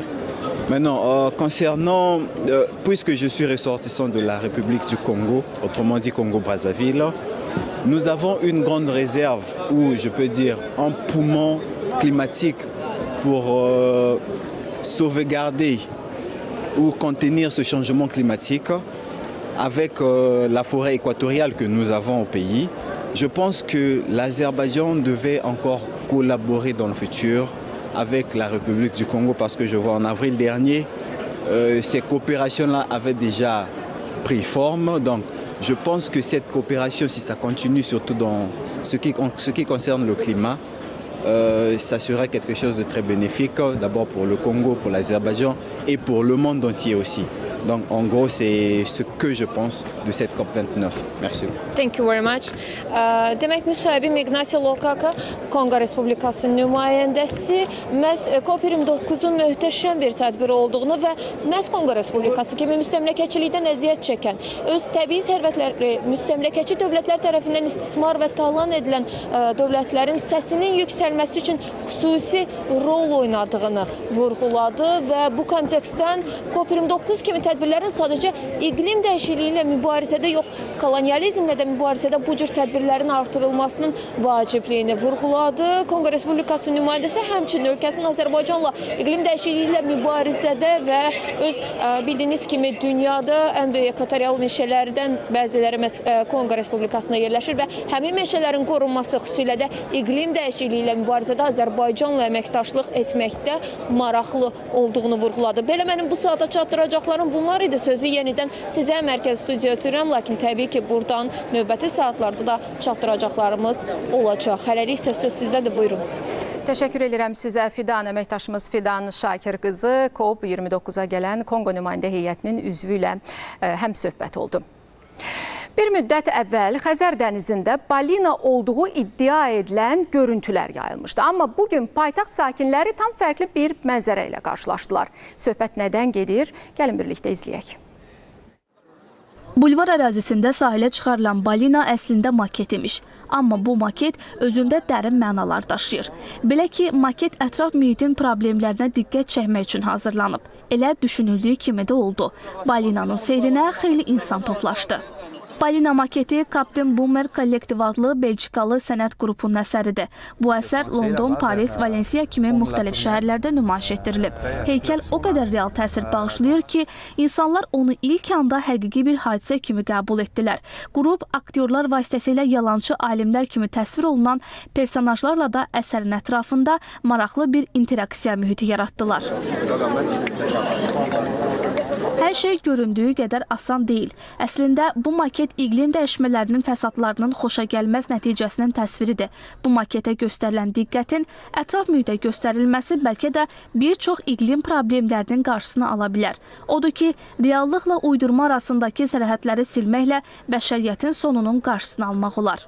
Ayşən Cimşudova, Tahir Əliyev, Xavər Zayrova, AZTV xəbər. COP29-un qonaqları ölkəmizə gəlməkdə davam edirlər. Birləşmiş Millətlər Təşkilatının baş katibi Antonio Guterres, BMT-nin iqlim dəyişmələri üzrə çərçivə konvensiyasının tərəflər konfransının 29-cu sessiyasında iştirak etmək məqsədi ilə bugün Azərbaycana səfərə gəlib. Heydər Əliyev Beynəlxalq Aeroportunda qonağı Əmək və Əhalinin Sosial Müdafiəsi naziri Sahil Babayev və digər rəsmi şəxslər qarşılayıblar.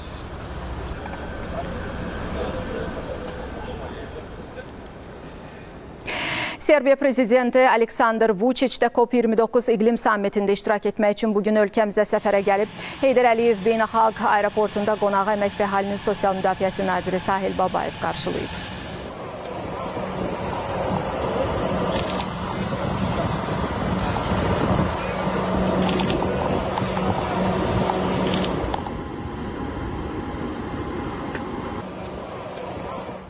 BMT-nin iqlim dəyişmələri üzrə çərçivə konvensiyasının tərəflər konfransının 29-cu sessiyasında iştirak etmək məqsədi ilə Azərbaycana səfər edən daha bir dövlət başçısı Peter Pellegrinidir. Slovakiya Respublikasının prezidentini Heydər Əliyev Beynəlxalq Aeroportunda Elm və Təhsil naziri Emin Əmrullayev, ölkəmizin Slovakiyadakı səfiri Vüsal Abdullayev və digər rəsmi şəxslər qarşılayıblar.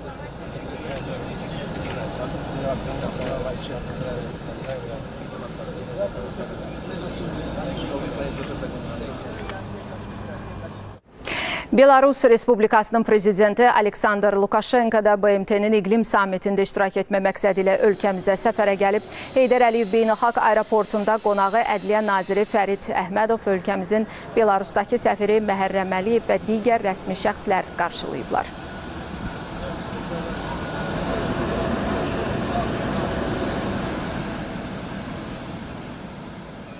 İran İslam Respublikasının vitse-prezidenti xanım Şina Ənsari də COP29-da iştirak etmək məqsədi ilə bugün ölkəmizə səfərə gəlib. Heydər Əliyev Beynəlxalq Aeroportunda qonağı Kənd Təsərrüfatı naziri Məcnun Məmmədov və digər rəsmi şəxslər qarşılayıblar.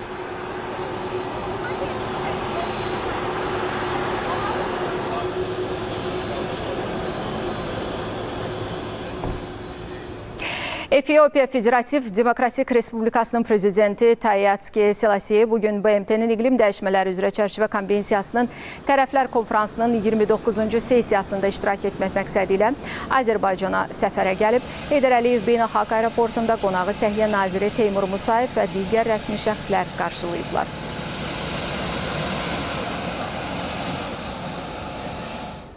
Kongo Respublikasının prezidenti Denis Sassou Nguesso, BMT-nin iqlim dəyişmələri üzrə çərçivəsində konvensiyasının tərəflər konfransının 29-cu sessiyasında iştirak etmək üçün ölkəmizə səfərə gəlib. Heydər Əliyev Beynəlxalq Aeroportunda qonağı Müdafiə Sənayesi naziri Vüqar Mustafayev və digər rəsmi şəxslər qarşılayıblar.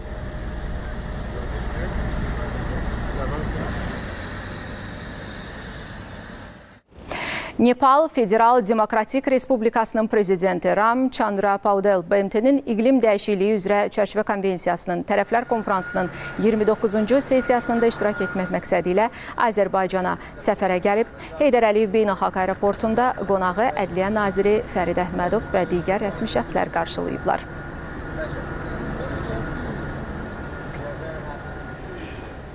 Seyşel Adaları Respublikasının vitse-prezidenti Əhməd Afifdizi və BMT-nin iqlim dəyişikliyi üzrə çərçivə konvensiyasının tərəflər konfransının 29-cu sessiyasında iştirak etmək məqsədi ilə Azərbaycana səfərə gəlib. Heydər Əliyev Beynəlxalq Aeroportunda qonağı Mədəniyyət naziri Adil Kərimli və digər rəsmi şəxslər qarşılayıblar.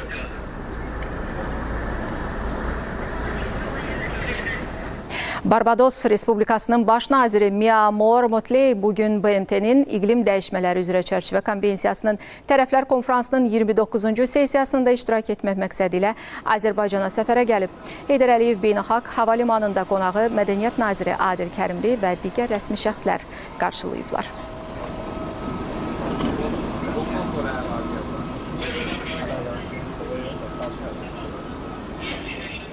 Birləşmiş Millətlər Təşkilatının 79-cu Baş Assambleyasının prezidenti Filemon Yang da təmsil etdiyi təşkilatın iqlim dəyişmələri üzrə çərçivə konvensiyasının tərəflər konfransının 29-cu sessiyasında iştirak etmək məqsədi ilə bugün Azərbaycana səfərə gəlib. Heydər Əliyev Beynəlxalq Aeroportunda qonağı Səhiyyə naziri Teymur Musayev və digər rəsmi şəxslər qarşılayıblar.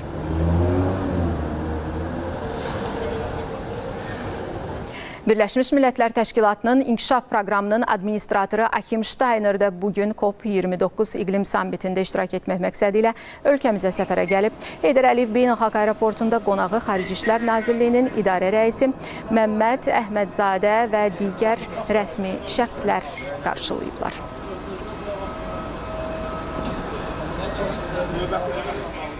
COP29-da iştirakçı ölkələrin və müxtəlif beynəlxalq təşkilatların pavilyonları da fəaliyyətə başlayıb. Burada həmin ölkələrin və qurumların iqlim fəaliyyəti ilə bağlı məlumatlar və bu istiqamətdə həyata keçirilən layihələr barədə məlumatlar yer alır. Ətraflı əməkdaşımız Nərmin Kərim birbaşa bağlantıda danışır. Nərmin, buyurun.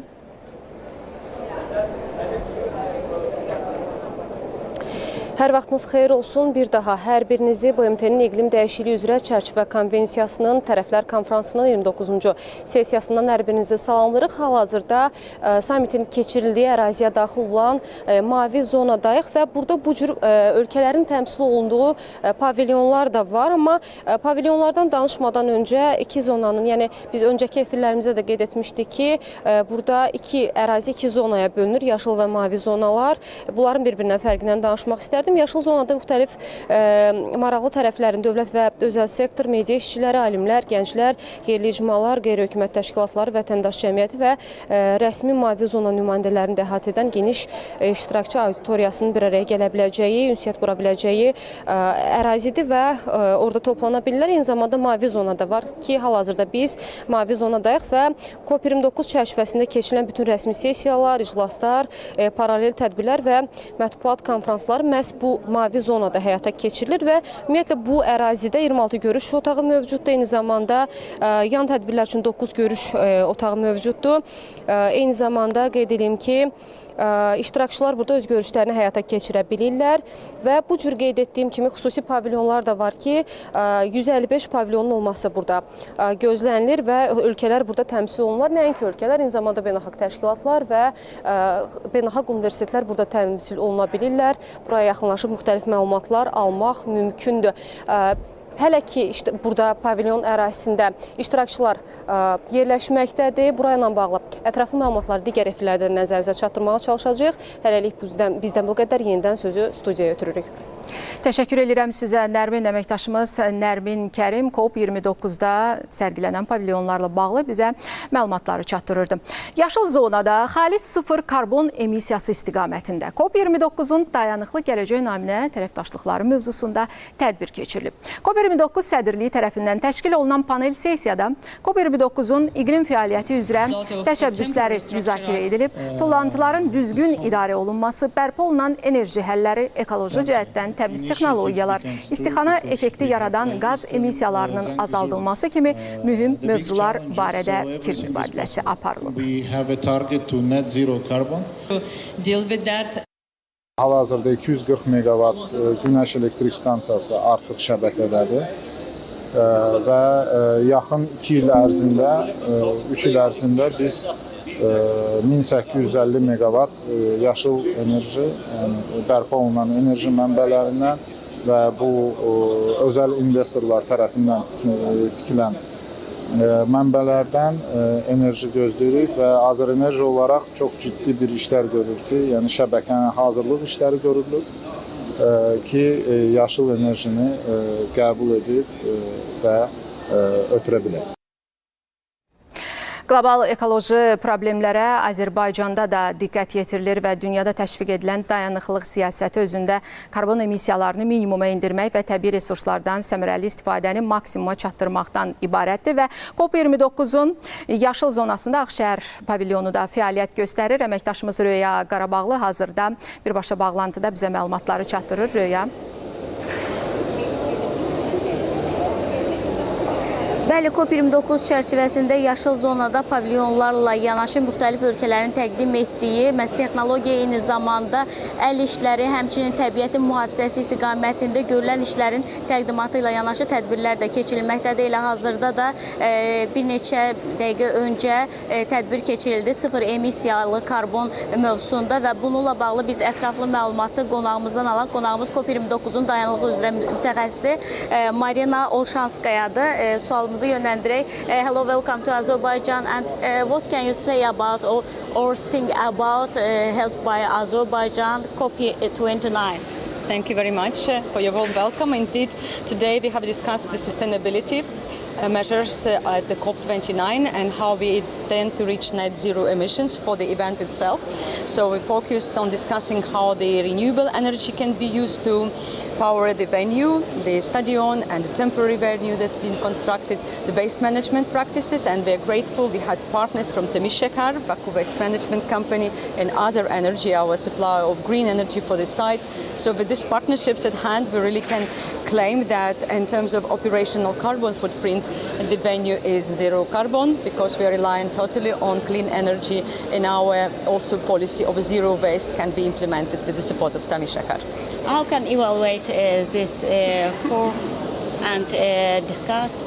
Well, I think it was great discussion. Also, we have international partners here who are supporting COP29 with the offsetting of the travel-related emissions. These are emissions associated with the participants of the event, which are coming all over the globe in sufficient amount. And so I think that was a great discussion. What we concluded that there are no barriers to implement those measures both within the venue but also more broadly in Azerbaijan. So I think there is a lot of optimism and positivism about Azerbaijan being able at the forefront of the carbon neutrality, and I think that's a great news for the beginning of the COP. Thank you. Thank you so much. Thank you.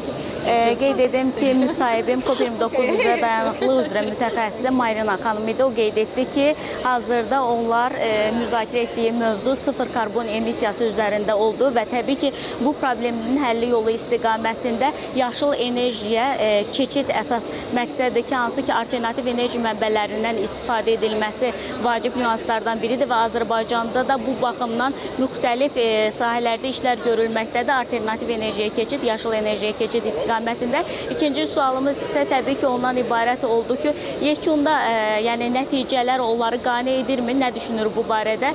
Təbii ki, qeyd etdik ki, konferansın elə əsas mahiyyəti də bundan ibarətdir ki, əməkdaşlığı daha da möhkəmləndirmək və bu əməkdaşlıq istiqamətində cəmiyyəti gələcəyə daşımaq, yəni təbiətlə bağlı problemlərin həlli istiqamətində əməkdaşlıq çərçivəsində müzakirələrin də əldə olunan nəticələr istiqamətində işlərin görülməsi də Azərbaycanda keçirilən COP29 ilə bağlı isə qeyd edim ki, dedi ki, fikirləri müsbətdir və yaxşı nəticələrin əldə olunması gözlənilir. Hələlik isə bizdən bu qədər deyirik. Buyurun yenidən sözü sizə ötürürük.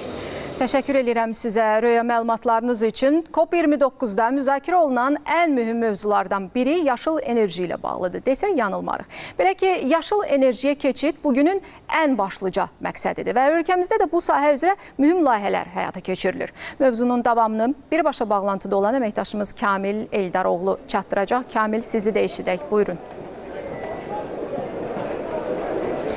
Salam, vaxtınız xeyir olsun. Bəli, sizin də vurguladığınız kimi paytaxt Bakıda dünya əhəmiyyətli tədbir öz işini uğurla davam etdirir. Günün birinci yarısında olduğu kimi ikinci yarısında da məhz COP29 tədbiri ilə bağlı çox mühüm konferanslar keçirilir və bu konferanslarda çox mühüm məsələlərə diqqət çəkilir. Xüsusilə də iqlim təhlükəsizliyi ilə bağlı məsələlərdir ki, əfsuslar olsun ki, dünyanın dörd bir yanında iqlim problemləri ilə qarşılaşmaqdayıq və bu qarşılaşma da təbii ki, insan faktorundan da bəzən ortaya çıxır. Xüsusilə də istixana qazlarının emissiyasının artırılması və bu böyük bir qlobal problemə çevrilib. Təbii ki, elə COP-un ümumiyyətlə COP tədbirlərinin keçirilməsinin əsas məqsəd də bu cür istixana qazlarının emissiyasını 1,5 Selsius dərəcədə sabit saxlamaqdır ki, bu istiqamətdə də mühüm işlər həyata keçirilir və COP29-un Azərbaycanda keçirilməsinin də elə beyin mərkəzlərinin verdiyi informasiyalara görə məhz qlobal iqlim problemlərinə çox böyük təsir olacaq. Təbii ki,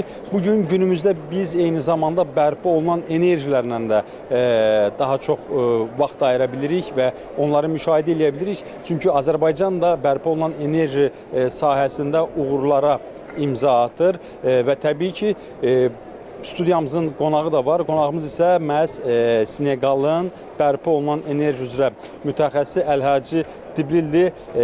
Bonjour, monsieur. Sizi Azərbaycanda görməkdən çox məmnunluq və mən istərdim ki, bugün Azərbaycanda keçirilən COP29 tədbiri ilə bağlı fikirlərinizi bizimlə bölüşəsiniz və bu COP29 tədbiri ümumilikdə istər bərpa olunan enerjiyə, istərsə də qlobal iqlim problemlərinə hansı formada təsir göstərə biləcək?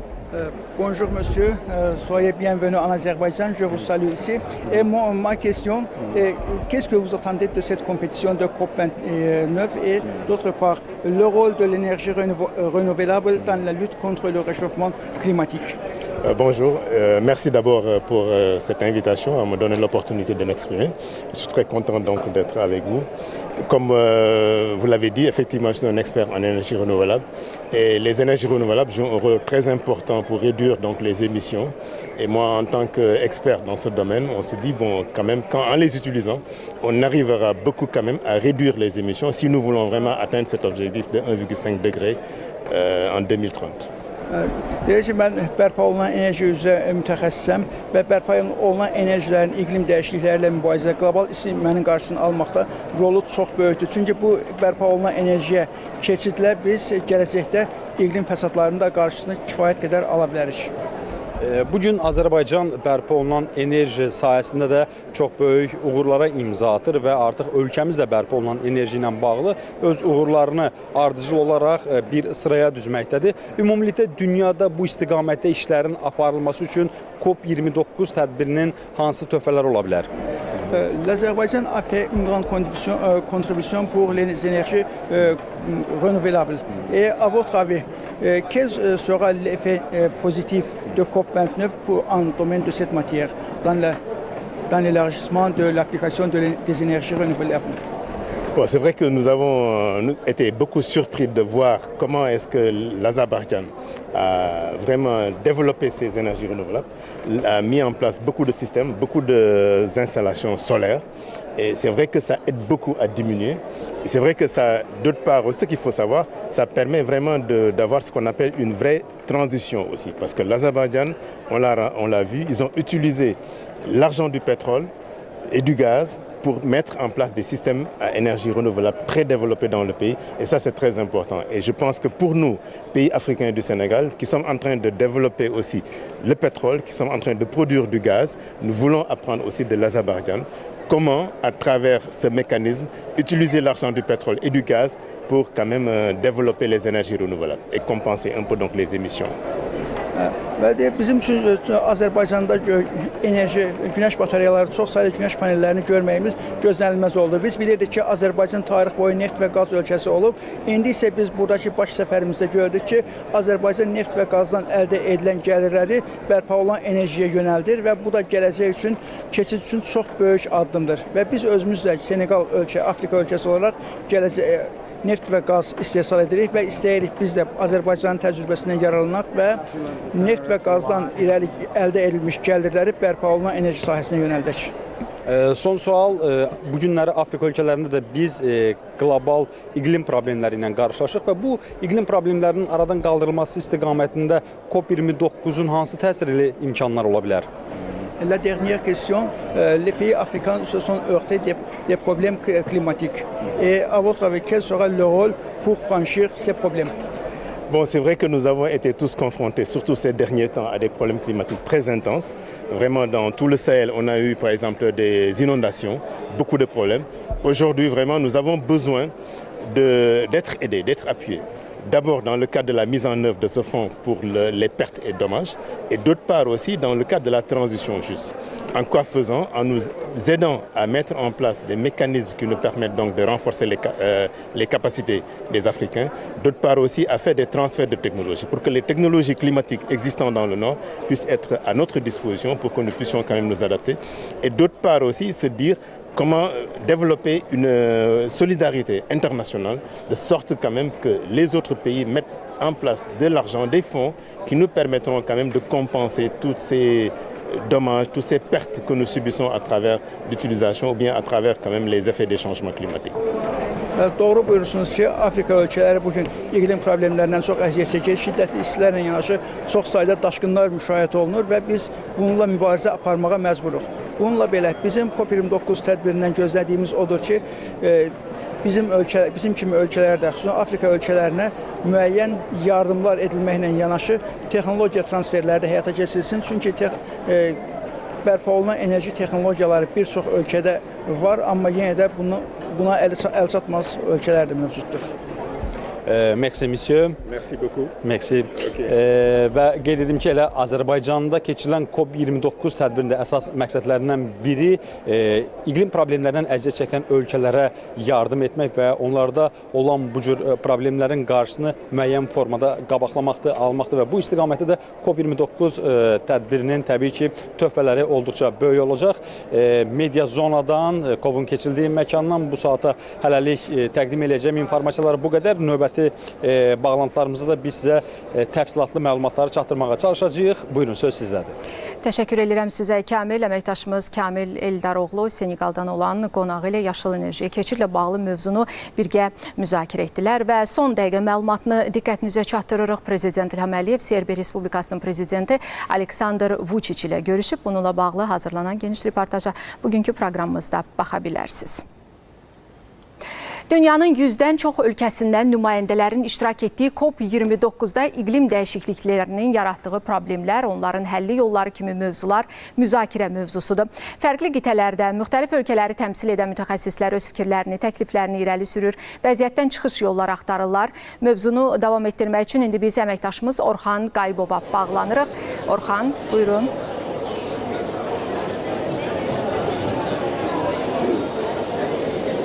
Sözsüz ki, COP29-da əsas müzakirə mövzularından biri maliyyədir. Elə COP29-u maliyyə konfransı adlandırmaq kifayət qədər məntiqli bir addım olar. Və sözsüz ki, burada bir çox jurnalistlər məhz bu xüsusda öz fəaliyyətlərini qurublar və əsasən də maliyyə barəsində qəbul edilən qərarlar və sənədlərə daha çox diqqət yetirirlər və o jurnalistlərdən biri hazırda yanımdadır. Livanlı jurnalist Başar Əl-Hələbi. Mr. Hələbi, thank you for coming to Baku.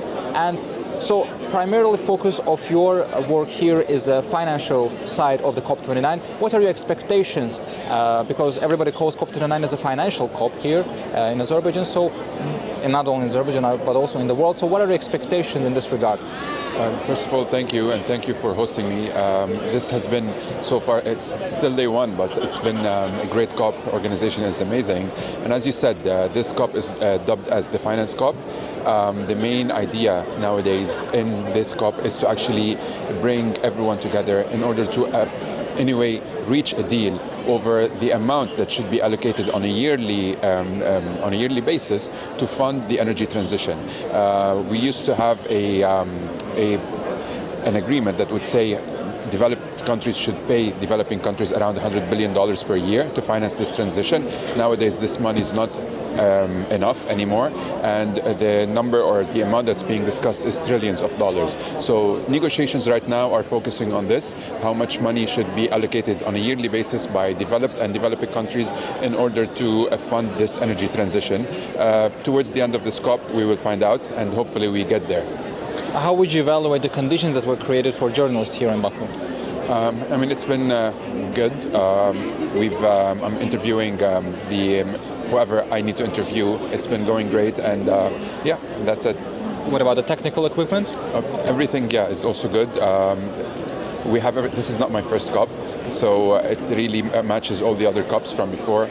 There's a lot of assistance, however, from the staff. Everyone is super friendly and very helpful.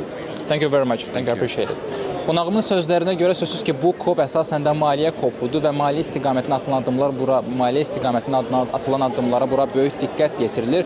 Onun əsas maraq dairəsi odur ki, əvvəllər qeyd etdiyi kimi digər COP-larda qəbul edilən qərarlara əsasən inkişaf etmiş ölkələr, inkişaf edən ölkələrə müəyyən qədər məbləğ ayırmalıdırlar ki, onlar iqlim dəyişikliyi ilə mübarizə aparsınlar. Əgər əvvəllər bu 100 milyard dollar idisə, indi məsələ artıq trilyonlar dollar haqqındadır və bu xüsusda hansı qərarlar qəbul ediləcək, hansı sənədlər imzalanacaq, bütün bunlar qonağımın və onun kimi burada iqlim dəyişikliyi mövzusuna fokuslanan və maliyyə mövzusuna fokuslanan həmkarlarımın maraq dairəsindədir. Eyni zamanda o vurğuladı ki, burada jurnalistlər üçün kifayət qədər çox yaxşı, demək olar ki, çox yaxşı şərait yaradılıb və burada əməkdaşlar tərəfindən hər bir kömək göstərilir. Eyni zamanda hər bir jurnalist də, xarici və yerli jurnalist zəruri olan texniki avadanlıqlarla təchiz olunub. Bu saata qədər çatdıracaqlarım bu qədər. Buyurun, söz sizdədir.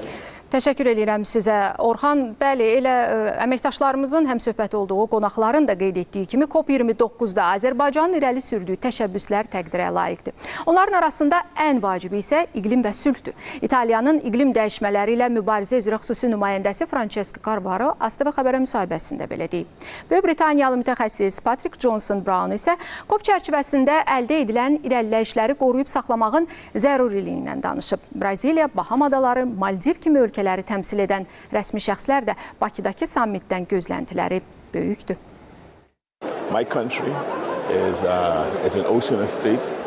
Mənim ölkəmdə iqlim dəyişikliyi ciddi məsələdir. Çünki Baham adalarının 80% dəniz səviyyəsindən 3 metr aşağıda yerləşir və dəniz səviyyəsinin qalxması nəticəsində torpaqlarımızı su basır. Kiçik ölkələrdən biri kimi biz kömək axtarırıq. Adaptasiya çox bahalı prosesdir və məhz bu anda yardıma ən çox biz ehtiyac duyuruq.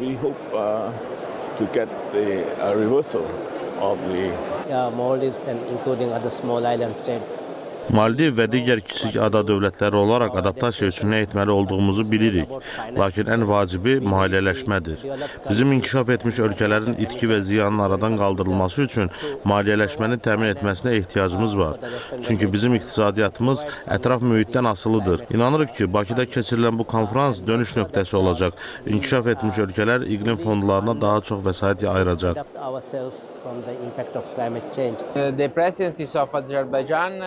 Azərbaycanda olmaq, burada İtaliyanı təmsil etmək şərəfdir.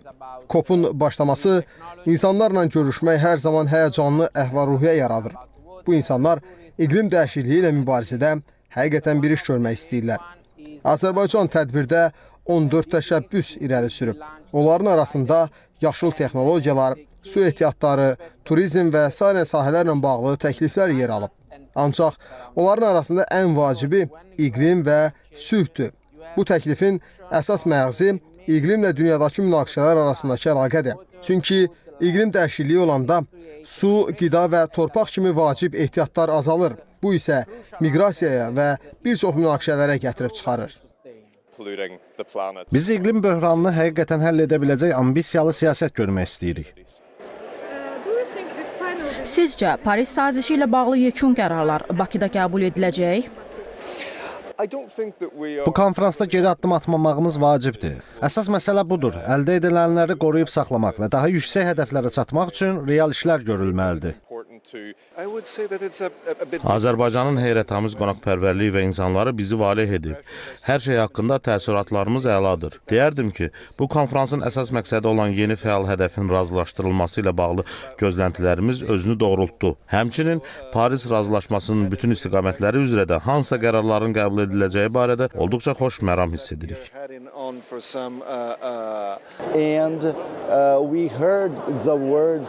Of the COP, the new COP president and everything that he said. Biz COP-un yeni prezidentinin çıxışını dinlədik. Onun dedikləri bizim COP29-dan gözləntilərimizi ehtiva eləyirdi. Maliyyə ilə bağlı güclü qərar, real həll yolu və hamımızın birlikdə fəaliyyət göstərməli olduğumuz ideya. Düşünürəm ki, bu çox güclü mesaj idi. And this idea that we should all work together and carry on this work from Dubai to Baku and to Berlin next year. So that's I think it was a very powerful message. And who will help? COP29 COP30-a necə kömək edəcək? Who will help COP29? Of course, all COPs. Bütün COP-larda bir ardıcıllıq var. Biz Birləşmiş Ərəb Əmirlikləri və sizin ölkənizlə üçlü formatda işləyirik ki, bu ardıcıllıq pozulmasın və temp itirməyək. İqlim dəyişikliyi ilə bağlı vəziyyət o qədər dəhşətlidir ki, artıq itki və ziyan barədə danışırıq. Biz adaptasiya olmalıyıq, lakin bu yetərli deyil. Hazırda itki və ziyanın qiymətləndirilməsi mərhələsindəyik. İqlim dəyişikliyinin səbəb olduğu fəlakətlərdən daha çox əziyyət çəkən ölkələrə kömək eləmək üçün güclü, şəffaf və nəzarət olunan fondun yaradılması vacibdir. Extremely serious crisis of climate change. Konfrans çərçivəsində müxtəlif problemlər ətrafında müəyyən qərarlar qəbul edəcəyik. 6-cı maddə ilə bağlı işlər də nəticə verəcək. Həmçinin şəffaflıqla bağlı məsələlər öz həllini tapacaq.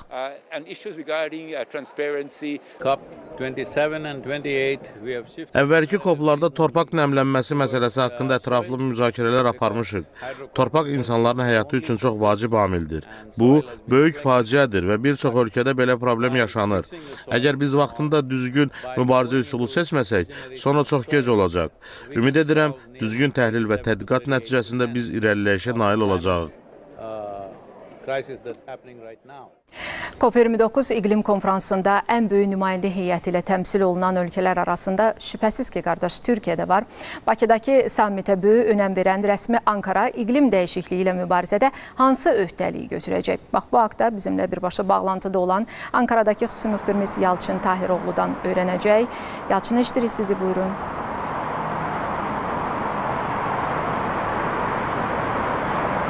Türkiyə indiyə qədər Azərbaycanda keçirilən bütün önəmli tədbirlərdə olduğu kimi qlobal əhəmiyyətə malik COP29-un da ən fəal iştirakçılarından, ən geniş tərkibdə təmsil ediləcək ölkələrdən biri olacaq. Bugün səhər saatlarında Prezident Rəcəb Tayyip Ərdoğan İslam Əməkdaşlıq Təşkilatı çərçivəsindəki bir tədbirdə iştirak etmək üçün Səudi Ərəbistanına yola düşdü. Ancaq axşam saatlarında Türkiyə Prezidentinin artıq Bakıda olması planlaşdırılır. Bundan əlavə Ətraf Mühit, Şəhər Salma və İqlim Dəyişikliyi Nazirliyi, digər dövlət qurumlarının nümayəndələri, mütəxəssislər artıq Bakıdadır. Türkiyəli nümayəndələr Bakıdakı tədbirə də əliboş gəlməyiblər. Qardaş ölkənin 2053-cü ilə qədər olan dövrü əhatə edən iqlim strategiyası, iqlim dəyişikliyi ilə bağlı strategiyası hazırlanıb və bu önəmli sənəd məhz Bakıda açıqlanacaq. Bu da qardaş ölkənin Bakıdakı tədbirə verdiyi önəmin təzahürü kimi qiymətləndirilir. Bundan əlavə 1-ci xanım Əminə Ərdoğanın sıfır tullantı təşəbbüsü çərçivəsində də Bakıda bir sıra toplantıların keçirilməsi planlaşdırılır. Türkiyə Bakıda həm də media ordusu ilə təmsil olunur. Artıq Bakıdan kütləvi informasiya vasitələrinin nümayəndələrinin ilk reportajları, şərhləri gəlməyə başlayıb və əsas leitmotiv ondan ibarətdir ki, Bakıda keçirilən toplantı indiyə qədər keçirilən 28 sessiyadan keyfiyyətcə fərqlənəcək. Əsasən real, konkret mexanizmlərin hazırlanması, qərarların qəbul edilməsi, addımların atılması ilə bağlı. Bunu da Türkiyəli jurnalistlər onunla əsaslandırırlar ki, Azərbaycan bu önəmli tədbirə təkcə 10 minlərlə qonağın yüksək səviyyədə qəbul edilməsi, yerləşdirilməsi ilə yox, eyni zamanda real təşəbbüslər, tədbirin məzmunu ilə bağlı təşəbbüslərin, təkliflərin hazırlanıb irəli sürülməsi ilə yüksək səviyyədə hazırlaşıb. Ankaradan çatdıra biləcəklərim bundan ibarətdir. Söz yenidən sizdədir. Təşəkkür edirəm sizə, Yalçın. COP29 konfransında iqlim strategiyasını, Türkiyənin iqlim strategiyası haqda birbaşa bağlantıda əməkdaşımız Yalçın Tahiroğlu bizə məlumatları çatdırdı. Mən sizinlə sağollaşıram, sözü isə qonşu studiyaya ötürürəm. Həmkarım Jalə Əskərovanın təqdimatında Hədəf Talk Show-sunu izləyəcəksiniz. Özünüzü qoruyun, görüşərik.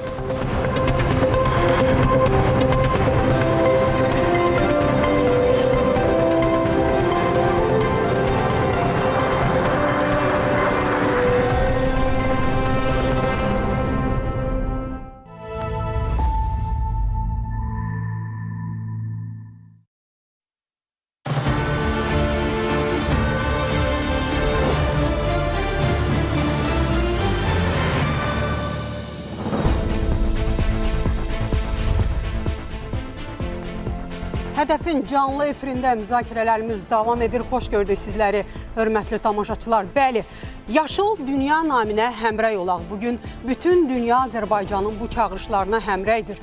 Artıq səhər saatlarından öz işinə başlayan BMT-nin iqlim dəyişmələri üzrə çərçivə konvensiyasının tərəflər konfransının 29-cu sessiyası dinamik şəkildə öz işini davam etdirir. Bəli, bütün diqqətlər Azərbaycandadır, Bakıdadır. Çünki dünya liderləri, dövlət başçıları və hökumət başçıları Azərbaycana səfər edərək məhz bu mühüm qlobal sammitdə iştirak etmək üçün, öz təkliflərini irəli sürmək üçün səfər ediblər. Əlbəttə ki, bu tədbir çərçivəsində qlobal miqyasda, həm də milli səviyyədə problemlərin həllinə dair, iqlim problemlərinin həllinə dair məsələlər müzakirə olunacaq və artıq biz də izlədiyimiz kimi dövlət başçımız Prezident İlham Əliyev gələn qonaqları qarşılayır və prezidentlər səviyyəsində görüşlər keçirilir. İki tərəfli səviyyədə müzakirələr aparılır və bir qədər sonra daha geniş şəkildə bu tədbirin biz izləyəcəyik. Əlbəttə ki, bütün diqqətlər dövlət başçımızın çıxışına yönəlib və biz də müzakirələrimizi qlobal sammitin həm qlobal əhəmiyyətini, həm də milli əhəmiyyətini müzakirə edəcəyik. Çünki burada müzakirə olunan, təhlil olunan məsələlər əlbəttə ki, Azərbaycanın prioritetləri əsasında qurulan məsələlərdir. Odur ki, qonaqlarımızı təqdim edirəm. Diqqətiniz bizdə olsun. İqtisadçı alim Professor Şəfa Əliyev bugünkü qonağımızdır. Xoş gəlmişsiniz Şəfa müəllim. Sağ olun. İqlimşünas alim Camal Hüseynov həm də qonağımızdır. Xoş gəlmişsiniz. Sizi də salamlayıram. Və sosioloq Hüseyn İbrahimov. Sizi də salamlayıram, xoş gördük. Əslində bu bayram əhval-ruhiyyə ilə keçirilən bir beynəlxalq tədbirdir və əlbəttə ki, bunun tarixi, siyasi əhəmiyyəti də çox böyükdür. Çünki Azərbaycanın dünyada qazandığı beynəlxalq nüfuzu eyni zamanda Azərbaycanın yaşıl dünya naminə təşəbbüslərlə çıxış etməsi, real addımlar atması, dünyaya verdiyi yaşıl enerji töhfələri təbii ki, ölkəmizin birmənalı şəkildə, yekdil şəkildə bu tədbirə ev sahibliyi etməsini şərtləndirən amillərdir. Və elə çıxış edən qonaqlar da çox maraqlı yanaşmalar nümayiş etdirirdilər ki, küləklər şəhəri olan Bakının məhz bu qlobal sammitə, COP29-a ev sahibliyi etməsi özünə məxsus cəlbediciliyi ilə, maraqlılığı ilə fərqlənir. Təbii ki, COP29-un əvvəlkilərdən fərqli cəhətlərinə biz nəzər salacağıq, amma ilk öncə istərdim ki, Şəfa müəllim sizinlə başlayaq. Azərbaycan COP29-a nə vəd edir və eyni zamanda əlbəttə ki, yaşıl dünya ilə Azərbaycan özü COP29-a nə vəd edir? Çox sağ olun. Doğrudan da bir tarixi biz anları yaşayırıq. Azərbaycan xalqı, Azərbaycan dövləti dünya səviyyəsində özünün gücünü, müstəqilliyin bəhrəsini və töhfəsini verir. Dövlət başçımızın son illərdə apardığı çox şaxəli siyasət nəticəsində dövlətimizin nüfuzu, Azərbaycanın nüfuzu, rəqabət qabiliyyətli, imici dünyada kifayət qədər yüksəlib və bütün bunların bariz nümunəsi bugünkü tədbir. Dünyanın dövlət başçıları, siz bunları qeyd etdiniz, rəhbərləri, çoxlu sayda görkəmli ictimai, siyasi xadimlər, mütəxəssislər Bakıdadılar. Bütün dünyanın gözü Bakıdadır. Bakı dünya qlobal problemlərinin həlli mərkəzinə çevrilib və təşəbbüslərlə çıxış edir. Əlbəttə, hər bir COP-un özünə məxsusiyyətləri var. Bu, ümumiyyətlə, qlobal problemin həllinə yönəlik dünya dövlətlərini, sivilizasiyanı ciddi şəkildə narahat edir.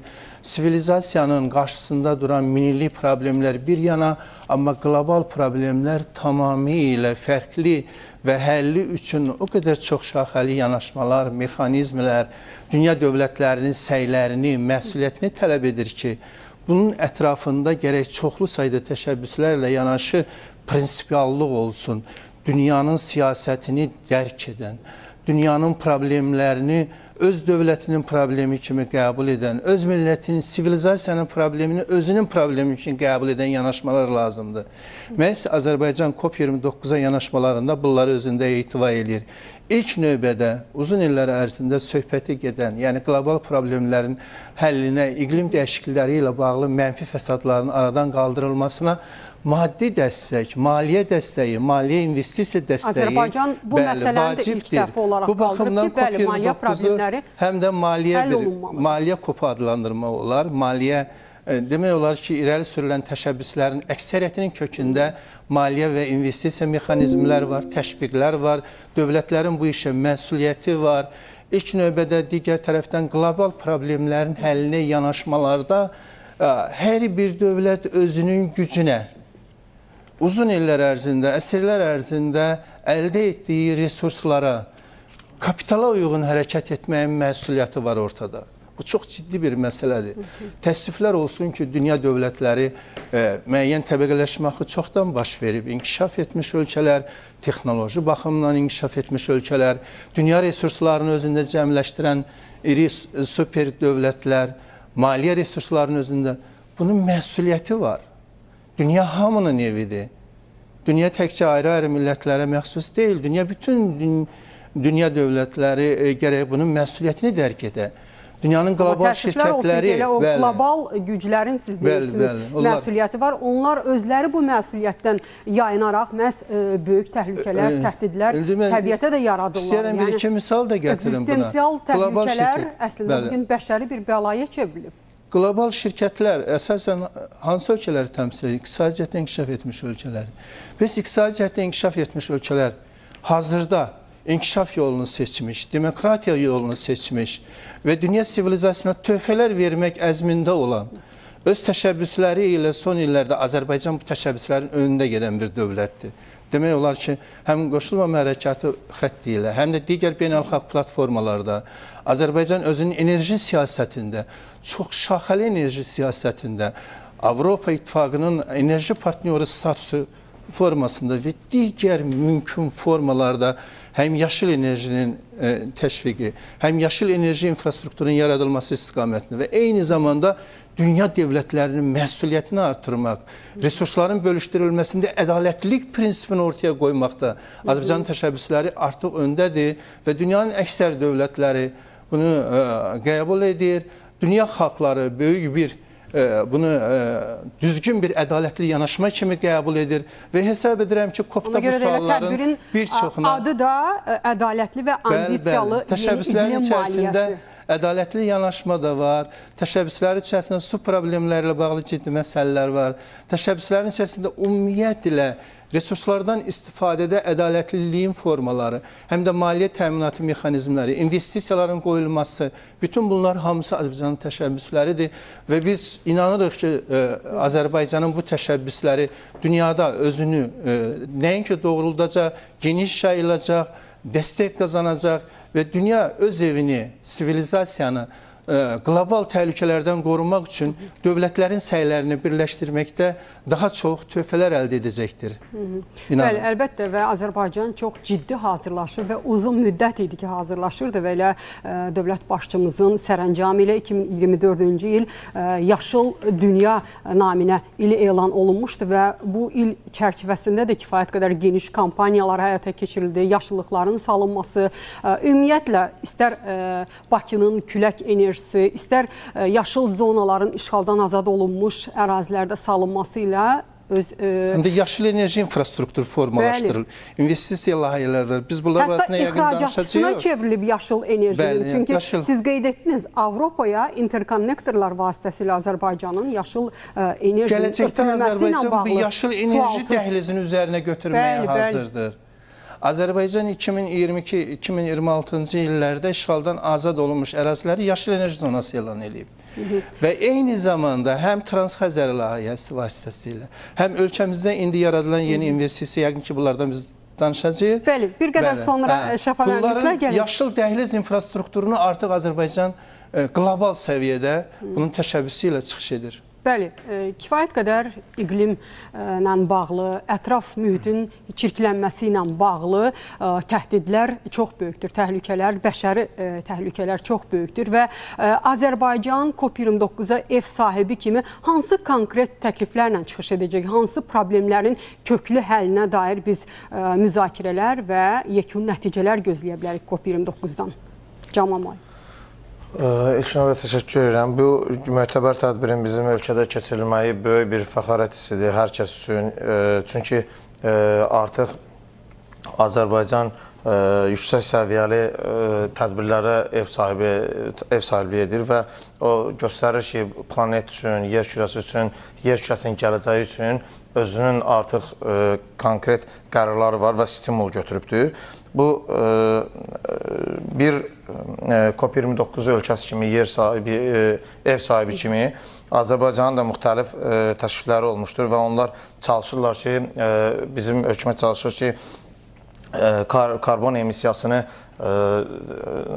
belə cəhdlərlə karbon emissiyasının daha aşağı düşürülməsində, azaldılmasında əsas rolu olan ölkələrdən biri olsun. Həmçinin belə deyək ki, qlobal temperaturun 1,5 dərəcə səviyyəsində saxlanılmağında əsas addımların atılmağına səbəbkar olsun və beləliklə bu sahənin inkişaf etdirilməsi, davamlı inkişafı naminə sözsüz ki, maliyyə dəstəyi sözsüz lazımdır və maliyyə dəstəyinin təşviqi, yaşıl enerji üçün maliyyə dəstəyinin təşviqi xüsusi əhəmiyyət kəsb edir bu aspektdən.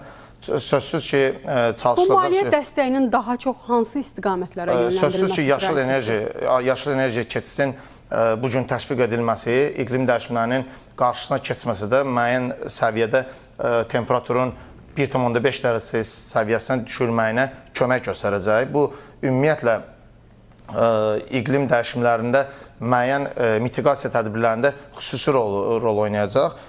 Sözsüz ki, biz hər kəsin gözü, elm adamlarının gözü, sözsüz bütün cəmiyyət kimi bu tədbirdədir və alınacaq qərarlara sözsüz ki, hər kəsin marağı var.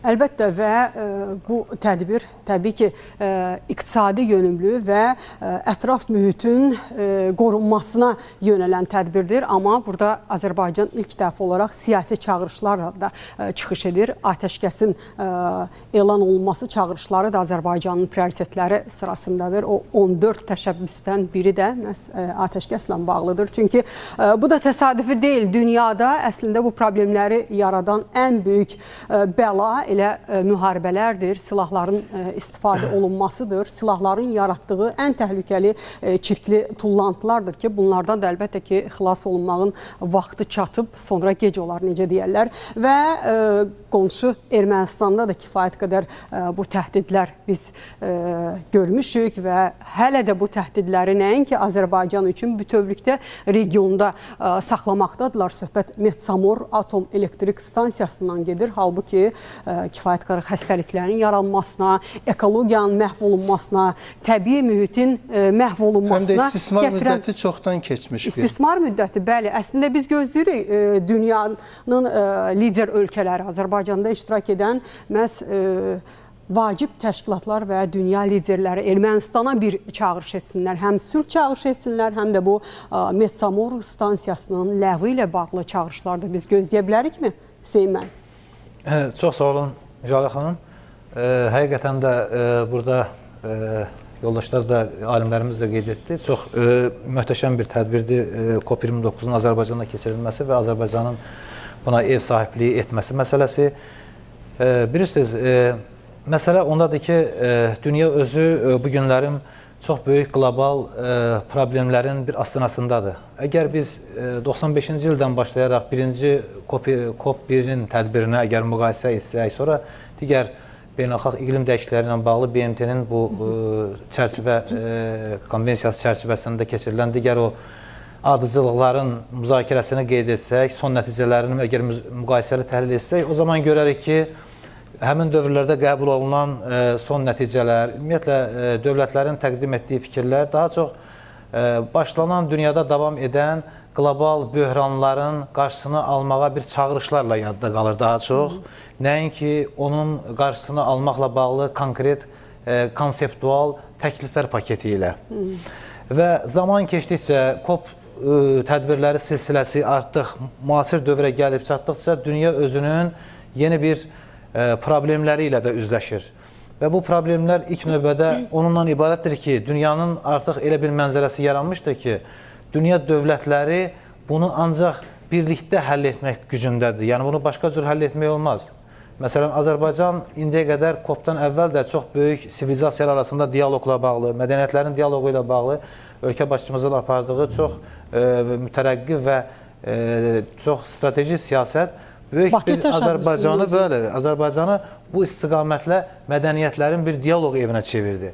Və bu günlərin BMT-nin bu böyük tədbirinin Bakıda baş tutması eyni zamanda ölkə başçımızın apardığı uzun böyük siyasətin nəticəsidir ki, və bugün Azərbaycan eyni zamanda bir qlobal ekoloji tədbirə ev sahibliyi edir və bunu ekologiya istiqamətində görüləcək işləri, eyni zamanda qəbul edəcək konsepsiyaları, eyni zamanda qarşıdakı hədəfləri heç vaxt mədəniyyətdən də ayrı təsəvvür etmək olmaz. Çünki bunun əsas məğzində məhz ekoloji mədəniyyət və eyni zamanda ekoloji iqtisadiyyatın daha səmərəli yolların tapılması təşkil edirsə, bu özü də təbii ki, yeni bir mədəniyyətin tapılmasıdır. Və bugün dövlətlər Bakıda toplaşaraq bir ayara, görürsünüz, əsas burada dövlət rəsmləri açılışı nedir? Məsələnin mahiyyəti o qədər böyük siyasi əhəmiyyətlidir ki, yəni bunun əsasında eyni zamanda yeni bir dünya düzəninin COP29 mənə fikirləşirəm ki, tarixdə həm də onunla bu tarixi bu silsilədən olan tədbirlər kimi yadda qalacaq. Nə üçün? Çünki dünya özünün bir keçid dövrünü yaşayır. Məsələn, elə bir keçid dövrünü yaşayır ki, həm iqtisadi sahədə, həm dünya siyasi sahədə, həm elektron müharibənin, bugün informasiya müharibəsindən bunun çıxış yollarının araşdırılması istiqamətində və hal-hazırda dünyada 50-dən artıq qarşıdurma var, qarşıdurmalar davam edir etnik və milli dövlətlər arası zəmində. Bunlardan çıxış yolları ilə bağlı, bütün bunların hamısının bir araya gətirildiyi, bir dövlətlərin bir araya gəldiyi bu qlobal summit eyni zamanda həmin məsələlərə bir çıxış yoludur. Yəni, dünya özü bu ekoloji məsələlərdən, əgər dünya özü qarşıdurmalardan, ekoloji qarşıdurmalardan, müharibələrdən, ətraf mühitin qorunmasından əlavə məsələ deyəlim ki, burada Jalə xanım, məsələnin bir tərəfi var ki, dünya özü dövlətləri, əgər dünyada qarşıdurmalar hərbi zəmində davam edirsə, dünya özü ekoloji rifahı, ədaləti necə əldə edə bilər? Deməli, ilk növbədə dövlətlər bu ədaləti tapmaq üçün ilk növbədə müharibələrdən çəkinməlidirlər. Eyni zamanda dövlətlər özləri... Münaqişələr həm də resursları özünə cəlb eləyir. Təbii. Həm maliyyə resurslarını, həm insan resurslarını, dünya dövlətlərinin fikirlərini yayındırır. Ümumiyyətlə, birliyi pozur. Dünya dövlətlərinin birliyini pozur. Balansı pozur. Və konsentrasiyanı çox pis vəziyyətə salır ki, əsas problemlər qalır kənarda. Təbii. Mən də o fikirdəyəm ki, Şəfa müəllim, yəni bu baxımdan bu COP29 həm də tarixi bir tədbir olaraq bu silsilədən tarixi əhəmiyyətli daşıyacaq. Sülh istiqamətində atılan addımlardan da biz... Ədalət və sülh istiqamətində. Və mən fikirləşirəm ki... Hüseyin müəllim, sonra davam edərik. Çünki həmkarımız Almaz Mahmuda biz bağlanmalıyıq. Təbii ki, COP29-un keçildiyi Bakı stadionundan həmkarım Almaz Mahmudun müsahibəsi var. Onu izləyək, sonra davam edəcəyik. Salam hörmətli tamaşaçılar, qonağımız İşə Xeyriyyə Fondunun təsisçisi məşhur Hindistanlı yogin Jagi Sadhgurudur. Hörmətli Sadhguru, ilk növbədə vaxtınıza görə təşəkkürümüzü bildiririk. Çox sağ olun. Birinci sualım COP29 barədədir. Bu tədbiri necə qiymətləndirirsiniz? Gözləntiləriniz nədən ibarətdir? Əvvəlki COP-larda bununla bağlı olan diskursumuzda olmuşdu. COP28-də də müəyyən bəyanatlar olub. Məsələn, torpağın regenerasiyası ilə bağlı, eyni zamanda regenerativ kənd təsərrüfatının inkişafı və digər sahələrdə, digər istiqamətlər üzrə bir sıra bəyanatlar olub və bu istiqamətlər üzrə xeyli işlər görülməlidir. Çünki torpaq həqiqətən də bu planetin həyatının məhz kökündə dayanan amildir və hal-hazırda o dağıdılmış bir mühitdədir. Orqanik məzmun, orqanik kontentin həcmi azalıb və bildiyiniz kimi orqanik təbii, yəni üzvü kontent çox önəmlidir. Bunu etməsək biz o zaman torpağı məhz quba çevirəcəyik. səhralaşma baş verəcək və bu da artıq geniş miqyasda da baş verən bir hadisədir.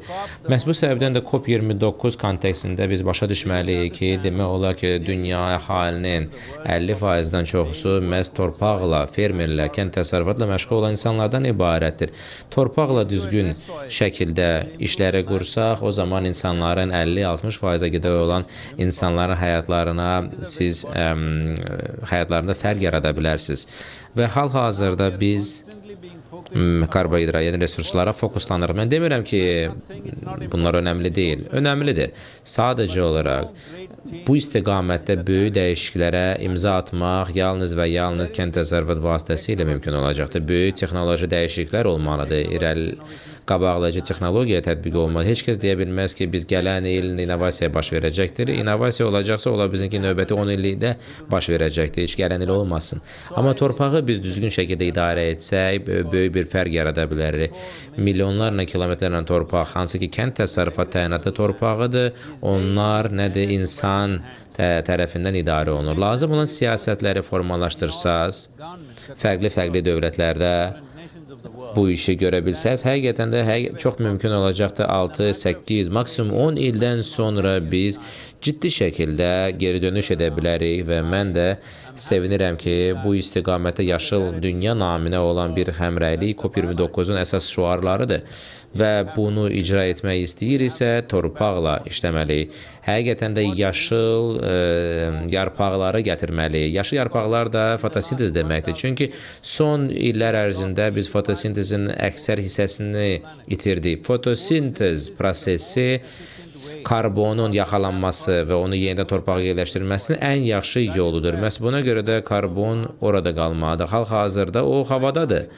Karbon emissiyasıdır. Çünki sadəcə ona görə oksidləşməyə baş verir. Açıq sahələr idarə olunmur. Onlar karbon emissiyasına cavab etdilər və nəticədə qlobal istiləşməyə təsir edirlər. Qlobal istiləşmə prosesi bütün bunun texniki məqamlarını anlaya bilməsə, baxın, əgər gün ərzində siz günəşin altında dayansaz və ondan sonra bir ağacın altında dayansa, həqiqətən hiss edəcəksiniz ki, siz yaşıl yarpaqların altında olanda hər şey daha soyuq olur, daha sərin olur.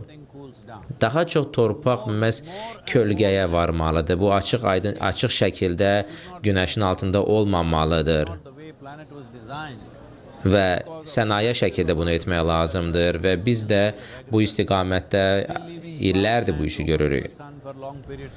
Əgər deyək ki, ağacı əkmək imkanımız yoxdursa, o zaman köllər olmalıdır, yarpaqlar və digər, yəni istənilən vegetasiya timsalında olan ağaclar əkilməlidir. Bu ən asan yoludur və bunun da xərci o qədər çox deyil.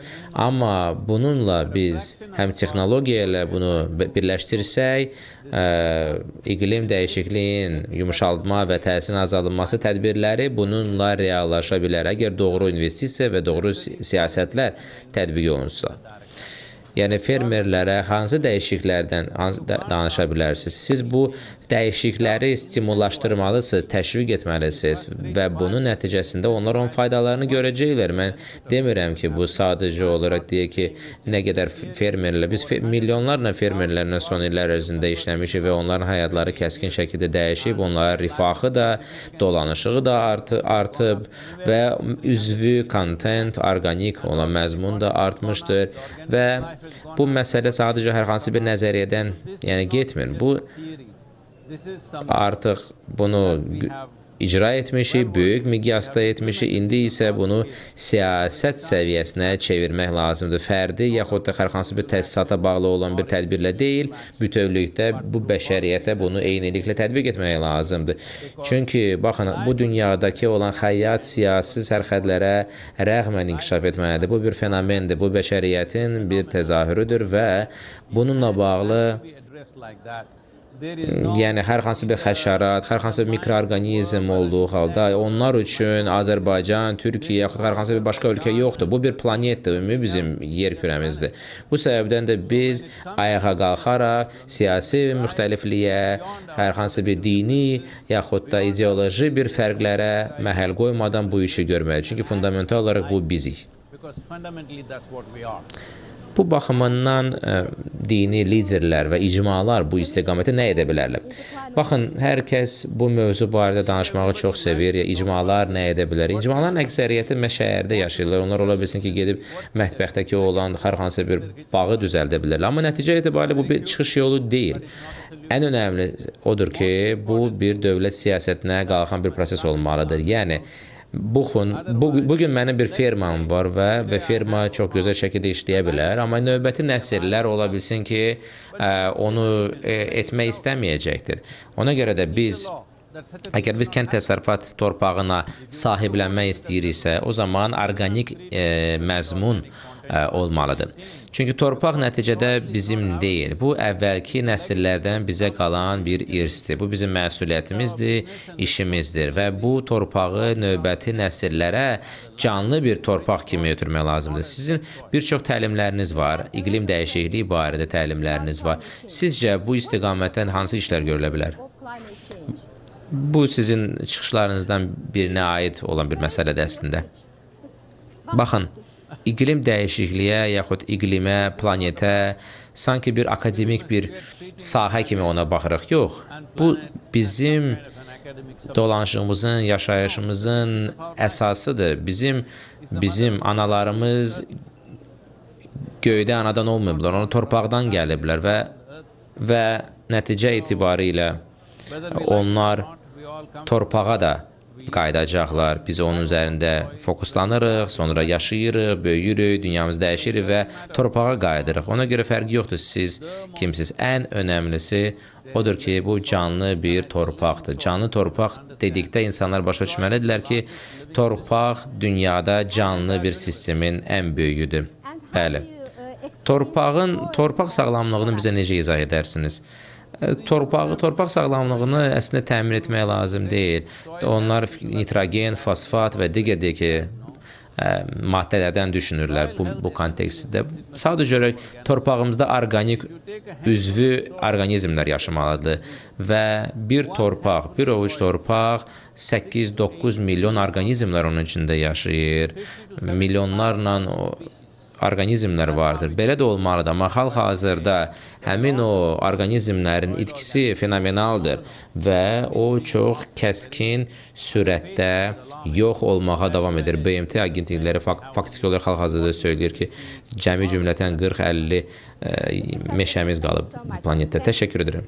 Hörmətli tamaşaçılar, qonağımız İşə Xeyriyyə Fondunun təsisçisi, məşhur Hindistanlı yogin Jagis Sadguri idi. Bəli, hörmətli tamaşaçılar, Hindistanlı qonaq çox maraqlı təşəbbüslərlə, çağırışlarla çıxış etdi. Xüsusilə də torpağın canlandırılması, sağlamlaşdırılması təşəbbüslərini qaldırdı ki, buna da əlbəttə ki, Azərbaycanın tarixi təcrübəsi və dərin bir irsi var. Çünki Azərbaycan xalqı yorulmadan çalışan xalqdır və elə buna bir nümunə olaraq ermənilərin məhv etdiyi, işğaldan azad olunmuş ərazilərimizdə qısa bir müddətdə Azərbaycanın məhz yaşıl zonaların salınması nümunəsi dünyaya bir bariz nümunə olaraq göstərilir və təhdidlərin miqyası çox böyükdür və müxtəlifliyi də çox böyükdür. Xüsusilə də Hindistanlı qonağımızın qaldırdığı məsələlərdən biri də diqqət çəkən maraqlı məqamlardan biri də qida təhlükəsizliyi ilə bağlıdır ki, qida təhlükəsizliyi baxmayaraq ki, müasir dünyada daha çox biz texnoloji üsullarla istehsala önəm veririk, amma burada biz yenidən o necə deyərlər, kənd təsərrüfatı məhsullarının, orqanik məhsulların istehsalının artırılması, fermer təsərrüfatlarının genişləndirilməsi təklifləri var. Bu da Azərbaycandan dünyaya bir çağırış idi. Bu məsələdə də Azərbaycanın təcrübəsi böyükdür və Şəfa müəllim, necə düşünürsünüz? Qida təhlükəsizliyi ilə bağlı hansı? Çox müsahibə idi, siz də izah verdiniz, amma əslində hesab edirəm ki, Azərbaycanın verdiyi təşəbbüslər daha geniş spektrlidir. Çünki burada tək torpaq yox, torpağa münasibət, torpağın maliyyələşdirilməsi, torpağı degradasiyadan qorumaq, torpağı canlı orqanizm kimi inkişaf etdirmək. Siz çox gözəl qeyd elədiniz. Bizim çox gözəl, bərəkətli, münbit Qarabağ və Şərqi Zəngəzur torpaqları 30 ilə yaxın düşmən tapdağının altında inildədir. İndi də onun hələ neçə illər minalardan, mərmi və sursatlardan təmizləmək lazımdır. Dünyada bu cür ərazilər də var. Hazırda da müharibələr gedir və torpaq inildiyəcək. Torpaq insanlara bar bərəkət verməlidir, nemət verməlidir. Həmin torpaqlarda meşə zolaqlarının məhv edilməsinin biz şahidi oluruz. Maraqlıdır ki, Azərbaycan irəli sürdüyü COP29 çərçivəsində təşəbbüslərdən ən belə yaxşı maliyyə baxımından, həm də dünyanın bütün dövlətlərinə məsuliyyət baxımından deməli, iqlim maliyyəsi üzrə fəaliyyət fondudur. Bu çox maraqlı bir şeydir. İqlim dəyişikliklərindən ən çox zərər çəkən nədir? Torpaqdır. Kənd təsərrüfatı torpaqlarıdır. Buzlaqların əriməsi, torpaqların cadar-cadar olması, quraqlığa çevrilməsi. Qlobal istiləşmə. Qlobal istiləşmə, qlobal ərzaq təhlükəsizliyi və xəstəlikləri gətirir. Hər il iqlim dəyişməsinin mənfi fəsadlarından dünyada 9 milyon insan ölür, vəfat edir. Yəqin ki, 100 milyonlarla, dəqiq statistika olmasa belə, 100 milyonlarla insanlar da ağır xəstəliklər tapır. İnsanlar yaşayış yerlərini tərk etməli olurlar. Doğma yerlərini tərk etməli olurlar iqlim dəyişiklikləri fəsadlarından. İqlim dəyişikliklərinin fəsadlarının qarşısını almaq, buna görə ilk növbədə dünya resurslarını kapitala çevirib, dünyaya hökmranlıq etmək, dünya xalqlarının ikili standartlar əsasında hərbi güc, texnologiya əsasında dünya sivilizasiyanın qanını soran müstəmləkə ab-ı havası ilə, beyni ilə, zəkası ilə inkişaf edən və yaşayan iri super dövlətlərə bu bir çağırışdır. Nə qədər ki, yüzillər ərzində bu dünyadan almışsınız, yığmışsınız, toplamısınız, bu sivilizasiya qayıtmalıdır. Sivilizasiyanın torpağının dirçəlməsinə məhv olmuş sivilizasiyanın yaşamasına yönəldilməlidir bu resurslar. Mən əlavə eləmək Başqa çağırışlar da var orada. Bir dəqiqə mən sizə əlbəttə o sahə sizə daha yaxındır. Orada başqa çağırışlar da var. Həm fermerlərə münasibətdə, kənd təsərrüfatı icmalarına münasibətdə, ümumiyyətlə torpaqla gecə-gündüz əlləşən alim də qeyd elədi, 50%-ə yaxın dünyada insanlar torpaqla əlləşirlər, torpaqla çalışırlar. Kənd təsərrüfatı və aqrar sahədə ixtisaslaşır. Bu, Azərbaycan üçün də olduqca vacib sahədir. Bizdə də məşğulluğun əsasını kənd təsərrüfatı və aqrar sektor təşkil edir. 45-47% bizim insanlarımız kənd təsərrüfatı və aqrar sektorda işləyirlər. Ona görə torpaq üzərində və iqlim dəyişiklikləri ilə bağlı maliyyə, investisiya və digər resursların konsolidasiyası üzrə dünyəvi Azərbaycan təşəbbüsləri çox güclü bir perspektivə malikdir. Bəli, Şəfa, mən elə Troyka, məşhur o Troykanın da Azərbaycanın təşəbbüsü ilə yarandı. Azərbaycan, Səudiyyə Ərəbistanı və Braziliya məhz maliyyə problemlərinin aradan qaldırılması üçün bu üçlük formatı yaratdı və bu üçlük formatın biz üstünlüklərinə yenidən qayıdacağıq. Çünki təşəbbüslər varsa, istiqamətlər də strateji yol xəritəsi əsasında müəyyən olunur. Amma sizin əlavəniz var idi, yoxsa mən əlavə olaraq sayılmalıyım? Müəllim qeyd elədiyi kimi gözəl çıxış idi. İlk növbədə sadə bir insan üçün dəyərli fikirlər var idi o çıxışda və mən demək istəyərdim ki, Şəfi müəllimə əlavə olaraq demək istəyərdim ki, ilk növbədə iqlim dəyişimlərlə mübarizə ilk sıravi insanlarda iqlim dəyişimləri nədir, anlayışını başa düşmək lazımdır və ondan sonra biz artıq ekoloji mübarizəmizi apara bilərik, ekoloji cəhətdən öz mübarizə fikirlərimizi, öz ruhumuzu burada qoya bilərik ortaya. Ümumiyyətlə, yaxşı bir mövzuya toxunuldu. Hal-hazırda biz Kiçik Qafqazda Qarabağ ərazisində iqlim dəyişimlərinin tətbiq edirik. Cavab müəllim, ona keçməzdən öncə siz dediniz, sadə insanların diqqətini çəkə bilən və onların özləri üçün bu problemlərdən həlli yolu tapa biləcəyi məqamları qaldırdı az öncə qonaq və burada əlbəttə ki, qida təhlükəsizliyinə toxunulubsa, orqanik məhsulların genişləndirilməsinə, çeşidlərinin, istehsalının genişləndirilməsinə toxunulubsa, təbii ki, bu ən böyük təhdiddir. Çünki təhlükəli xəstəliklərin yeni dəyişdirilmiş məhsullar çox böyük bir bəladır. Böyük bəladır. Bəli, təhlükəli xəstəliklərin yaranmasına, insan ömrünün qısaldılmasına səbəb olan amillərdəndir və biz bu istiqamətdə də təbii ki, bu beynəlxalq tədbirdən gözləntilərimiz var. Xanım, iqlim dəyişimləri kənd təsərrüfatı iri olan ölkələrə böyük təsirlər göstərir. Hansı ki, Azərbaycan da o ölkələrdən biridir. Çünki bizim əhalimizin əksəriyyəti kənd təsərrüfatı məşğulu daha çox inkişaf edib həmin müxtəlif regionlar. Burada iqlim dəyişimləri, temperaturun artım məsələlərində artıq həmin ərazilərdə quraqlığın, sərlaşmanın genişlənməyi deməkdir. Bu Küraraz ovalığında, belə deyək ki, Ceyrançal, Acınor düzündə və Qobustan-Abşeron fiziki coğrafi rayonunda bu problem getdikcə artır, böyüyür. Yarımsahara və quruçöl iqlimi sürətlə öz eyni adlı landşaftla sürətlə öz diapazonunu genişləndirir və bu proses belə deyək, yaşıl zonaları, yaşıl landşaftların məhv olmağına, ərazilərinin kiçilməyinə səbəb olur. Sözsüz ki, vurğulamışdı, fotosintez prosesindən danışırdıq, qonaq danışırdı və sözsüz ki, yaşıl landşaft nə qədər az olsa, fotosintez prosesi də o qədər az baş verəcək və bizim hansı ki, hazırda karbon emissiyasını azaltmaq üzrə dünya dövlətləri yüksək səviyyəli samitlərdə karbon emissiyasını azaltmaq haqqında danışır. Biz ilk növbədə yaşıl landşaft